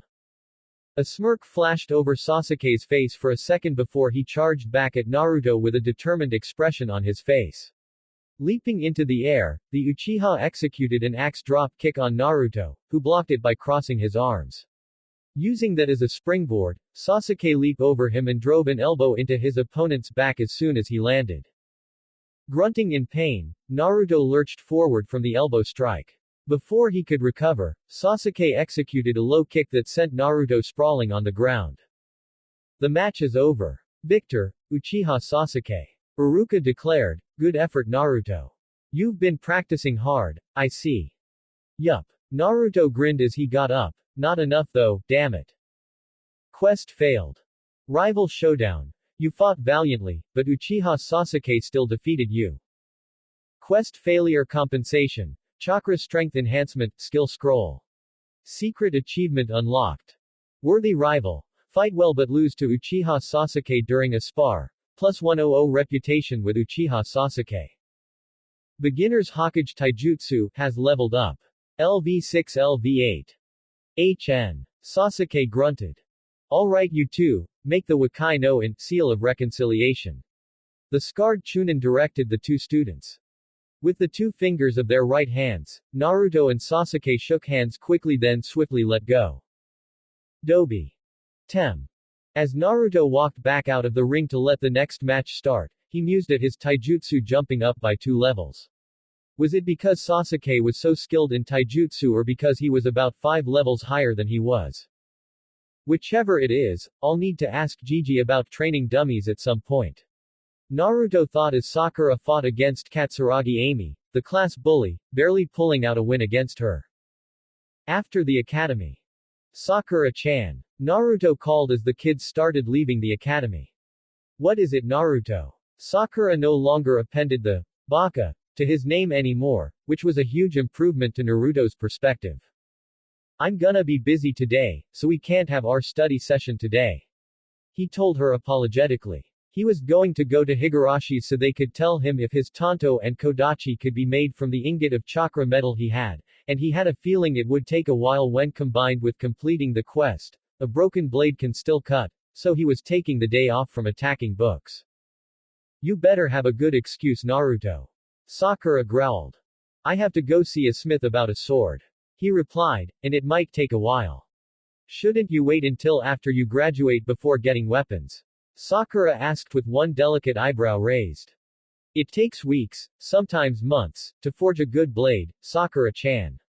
Naruto told her, I will graduate this time round and I'm gonna be fully equipped when I do. You might wanna give some thought to your own equipment once you've graduated. Noted. Sakura sighed, well, see you tomorrow Naruto. See ya, Sakura-chan. Naruto grinned. That was the first time she'd said something like that to him. Score. Stopping by his apartment to grab the scroll containing the ingot he had forgotten to put it back in his inventory yesterday, Naruto set out for the weapons shop. On the way, he noted several shinobi looking at him in an odd way. It wasn't malicious or threatening, rather, it was more like they were curious about him. For making an accurate deduction, you gain +1 whiz. Shush. Naruto grumbled. He was really getting tired of his own damn ability mocking him. Naruto. A familiar voice called out to him. The boy turned to see Iruka jogging towards him and Naruto grinned. Hey there Iruka-sensei. What's up? Hokage-sama told me about what you found in Training Ground 13. The Chunin-sensei replied quietly, he also told me you'd be going to Higarashi's to see if it could make the weapons you want, so I decided to come along with you to make sure no one tries to steal it from you. Thanks Iruka-sensei. Naruto was grateful for this. He doubted that anyone other than the Hokage, himself and Iruka-sensei knew about the chakra metal ingot, but better safe than sorry. As they walked along, Iruka congratulated him on doing so well against Sasuke. You've been practicing hard. The scarred man said with a smile. Naruto chuckled and grinned proudly. You know it. Then he frowned. Thing is, I can only do so much just practicing kata. What should I do? You could try sparring with your Iwa Bunshin. Iruka pointed out. Facepalming, the blonde boy muttered, why the hell didn't I think of that? To be fair, it isn't something most people think of. Iruka said with a small smile. While more robust than most clone jutsu, Iwa Bunshin are still very fragile compared with a flesh and blood opponent, and most Chunin-level shinobi can easily defeat one. For Academy students and genin though, it ought to be good practice. Thanks for the tip, Iruka-sensei. Naruto said as they came upon the Higurashi weapons shop. As seemed to be usual for when Naruto turned up, Tenten was sitting behind the counter polishing a weapon, this time an odashi. Hey Naruto, Uruka-sensei. Tenten greeted them, what you need? Did Isaka-san come in 2 days ago?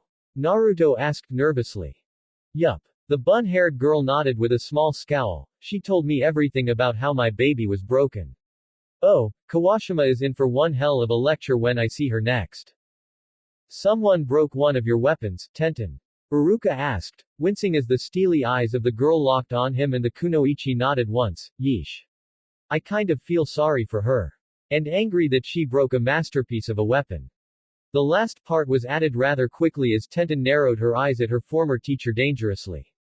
Naruto was rather thankful he was on her good side. Anyway, Tenten said, abruptly reverting to her previous good mood, as thanks for helping me out, Ka-san and Oyaji said they're giving you a small discount on anything inside the shop whenever you come here. It isn't much, but I hope it's alright as thanks. Thanks. Naruto replied in shock. He'd never gotten a permanent discount at any shop before. Quest completed. A broken blade can still cut. You have helped defuse and resolve the matter of the destruction of the Tonto Toradora. Quest completion reward. Plus 1000 reputation with Higurashi Tenten. 5% discount when shopping at Higurashi Weapons and Ninja Apparels. Plus 750 reputation with Higurashi Kanae. Plus 750 reputation with Higurashi Tatsuhiko. Plus 1000 reputation with Higurashi Weapons and Ninja Apparels. Not bad. That puts me just 500 reputation from moving from friendly to well-liked with Tenten. Naruto thought as he drew the ingot scroll out of his pocket. Are your parents around? I have something they might want to see. He told her. Another weapon? Tenten asked curiously. Nope. You'll see soon though. Naruto grinned foxily. Eyeing Naruto suspiciously, Tenten headed off to get her parents. I'm looking forward to how she'll react to this. Naruto whispered to Uruka. You are such a prankster, Naruto. Uruka said with mock sternness, a glint in his eyes showing that he too was looking forward to the weapon-crazy girl's reaction to this. Meh. If you've got it, Naruto shrugged. Ah, Uzumaki-san. Tatsuhiko called as he led the way back into the room, what is it that you need me to see? Naruto gulped as Tatsuhiko loomed over him. Man, he was big. Behind him, Kanae rolled her eyes at her husband's antics and smacked the back of his head sharply with one hand. Anata, he's here to show us something, not ask for our daughter's hand in marriage, so stop your shenanigans. Ka-san. Tenten whined in embarrassment, a light dusting of pink appearing on her cheeks. Was there really a need to smack me over the head? The man of the house grumbled, domestic abuse, this is. A big strong man like you, bullied by a small and delicate thing like me. Surely not. Kanae teased, making Naruto and Uruka snicker at the larger man's discomfort. Women. Well, you two clowns can laugh it up all you want, but you'll be on this side of the fence one day. The weaponsmith grumbled, then you'll regret not showing sympathy to me, mark my words. Anyway, what is it you would like to show my wife and me, Uzumaki-san? This. Naruto said as he unrolled the storage scroll and unsealed the ingot of chakra metal, anticipating the reactions of the family of smiths. He wasn't disappointed. Tenten took one look at the metal and almost fainted. Her parents were more restrained, but their eyes bulging out and slightly agape expressions were priceless. Chakra metal, Kanae croaked out, how, where? I killed a huge chakra mutated mole and found this in its burrow. Naruto shrugged. It has to be highly purified. Tatsuhiko murmured, touching the ingot with a trembling finger. There's a stamp on the back that says it's 990.90 pure, is that good? Naruto asked. That's just about as pure as you can get with chakra metal. The smith gulped, I take it you wish me to forge a weapon for you. First, can you forge a kodachi and a pair of tanto from that ingot? Naruto inquired. With this much chakra metal, I could make 3 full-sized katana, so yes. Tatsuhiko replied. What will you do with the leftover metal? Kanae asked. Well, I doubt that having you make the blades will be cheap, right? Naruto asked. It will cost thousands of ryo. The smith confirmed, it will still be cheaper than it would otherwise be because you are supplying a large amount of the materials. Then you can have the rest of the metal as payment. Naruto said with a shrug. There was a gasp from Tenten at that. Naruto, that's. Are you certain? Tatsuhiko asked. Selling the remaining metal to a merchant would more than pay for your weapons and leave you a comfortable nest egg for emergencies. Thanks to his ability converting defeated enemies into money, Naruto didn't really need a nest egg, but it was best to not let anyone know about that part just yet. It's okay. I have a lot saved up. Naruto drew out Gamma-chan, which was literally stuffed full of Ryo notes, to the point of looking like a balloon. Besides, better to have it on hand in Konoha than Kami-sama knows where if you need the metal. A point. Tatsuhiko gave a grin. Alright, Uzumaki-san. I shall make your weapons with all of my skill. This I do so swear. Would you prefer the Kodachi made first or the Tanto? What'll be quicker? Naruto asked. Making a pair of Tanto is fairly simple. If you pick the same blade design, I can have them ready for you by next month. The smith replied. Huh. Tenten, recovered from her shock, explained, there are different designs of blades for Tanto. Here, take a look at this display over here. She pointed at the rack next to the counter, which had 12 different Tanto mounted on it, all unsheathed. They all looked very impressive. I don't know. What would you recommend? Naruto asked, feeling a bit out of his depth. As you're just starting out with him, I'd recommend a pair of Hira blades. Tatsuhiko mused, they're one of the more common designs for Tanto. Hira is the one at the top, the plain one. The design was indeed plain, but it looked deadly nonetheless. Sounds good. Naruto decided, I'll leave it with you then. Do you sell practice versions? Sure. Kanae said, Ten-chan, go and get 2 of the Hira variant practice blades from the back. Grab a Kodachi one as well. Hi, Ka-san. The bun-haired Kunoichi replied as she dashed off to fetch the requested items. That will be 7,500 ryo. Kanae said with a professional smile. Fishing out the cash from Gamma-chan, Naruto handed the notes over to Kanae, who nodded her thanks. Here you go Naruto. Tenten said as she handed over a pair of dull and blunt Tanto and an equally blunt Kodachi. These simulate the weight and balance of the real thing, so you can use them to get used to wielding them. I made all of them, so they're all of good quality and can take a beating. Just don't break them, K. Not in a million years. Naruto agreed hurriedly as he sealed the practice weapons into the scroll. The last thing he wanted was an experienced genin out for his blood. Speaking of which. Aspiring weapons mistress. LV-20 Higurashi Tenten. Master blacksmith. LV-17 Higurashi Tatsuhiko. Assistant blacksmith. LV-15 Higurashi Kanae. Tenten was very high level for someone who had only been a genin for a year, so either she had killed some powerful opponents or she had been doing some insane training. Possibly both. Even her parents were, he noted as he and Iruka bid the 3 Higurashis goodbye, above the usual level he had seen for civilians. Iruka-sensei had mentioned that they were retired shinobi, so shouldn't their levels be higher than that? Or did retiring from a profession to take up another reset your levels somehow? Naruto. Iruka asked in concern. The usually rambunctious boy had been quiet ever since they had left the weapon shop. It was slightly unnerving. Oh, sorry. Naruto said as he snapped himself out of his pondering, I was just wondering where I'm going to get a Nito Ryu Tanto style and a Kodachi style. Does the shinobi section of the library have anything like that? Highly likely. I'll have a look for you. The Chunin sensei promised, which reminds me. I completely forgot to train you in another clone jutsu that I was supposed to. Up for a lesson. Hell yeah. Naruto cheered. Dojo room, Amekage apartments. Now then Naruto, Iruka began in his lecturing voice, the jutsu I am going to show you is highly advanced, well beyond the basic Bunshin no Jutsu and the Iwa Bunshin. It is called the Kage Bunshin no Jutsu. Does it have anything to do with the Nara clan? Naruto asked cautiously. Good guess, but no. Iruka chuckled. Everyone thought the Nara had something to do with the Shadow Clone Jutsu at first. No, the Kage Bunshin no Jutsu was invented by the Nadaime Hokage, Senju Tobarama. It creates a physical copy of the user using only chakra. No elemental medium whatsoever. Naruto frowned. His studies with Sakura-chan had only briefly touched on the theory of chakra control, but he did know one thing. That means the chakra cost is through the roof, isn't it? Iruka nodded. Exactly. The general rule is that creating a shadow clone uses about half of a Jonin-level shinobi's chakra reserves, but that is just a guideline.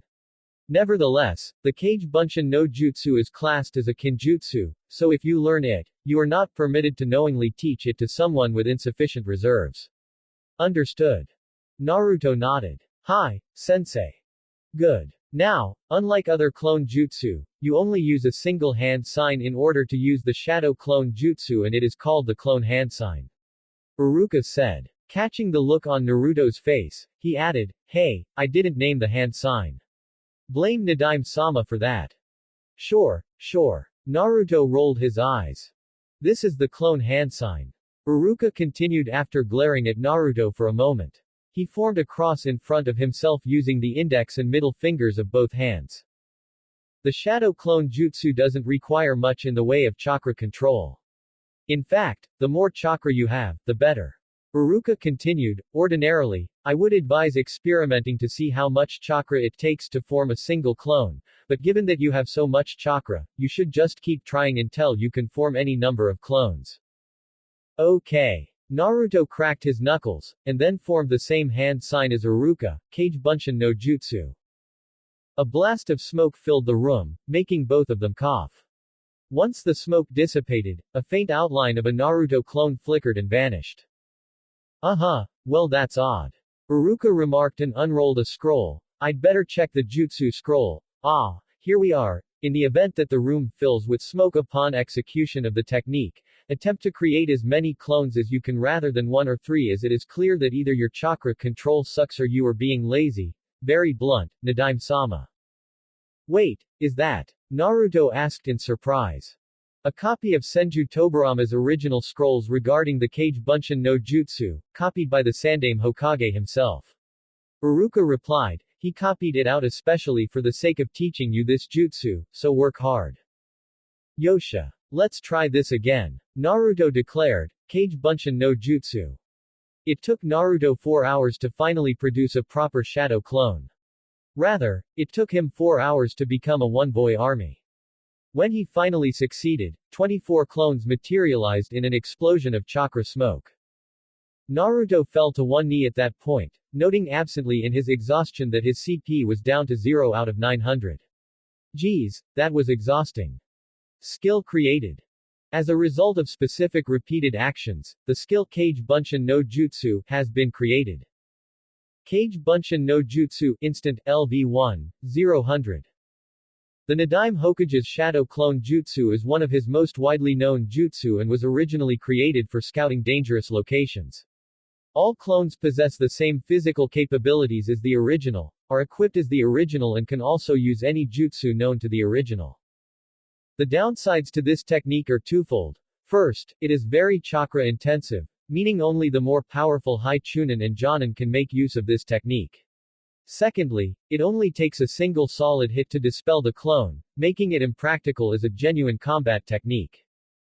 Owing to your exceptionally dense chakra as in Uzumaki, the CP cost of each clone is reduced by 75%. Initial cost for each shadow clone, 150 CP. Adjusted cost for each shadow clone, 37.5 CP.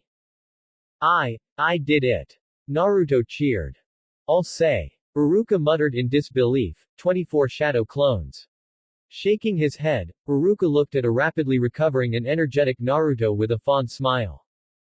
Konoha's number 1 show off, number 1 unpredictable noisy ninja, that title definitely fits you Naruto, he thought before offering to take Naruto out for ramen at Ichiraku's to celebrate. 3 guesses what Naruto's reply was.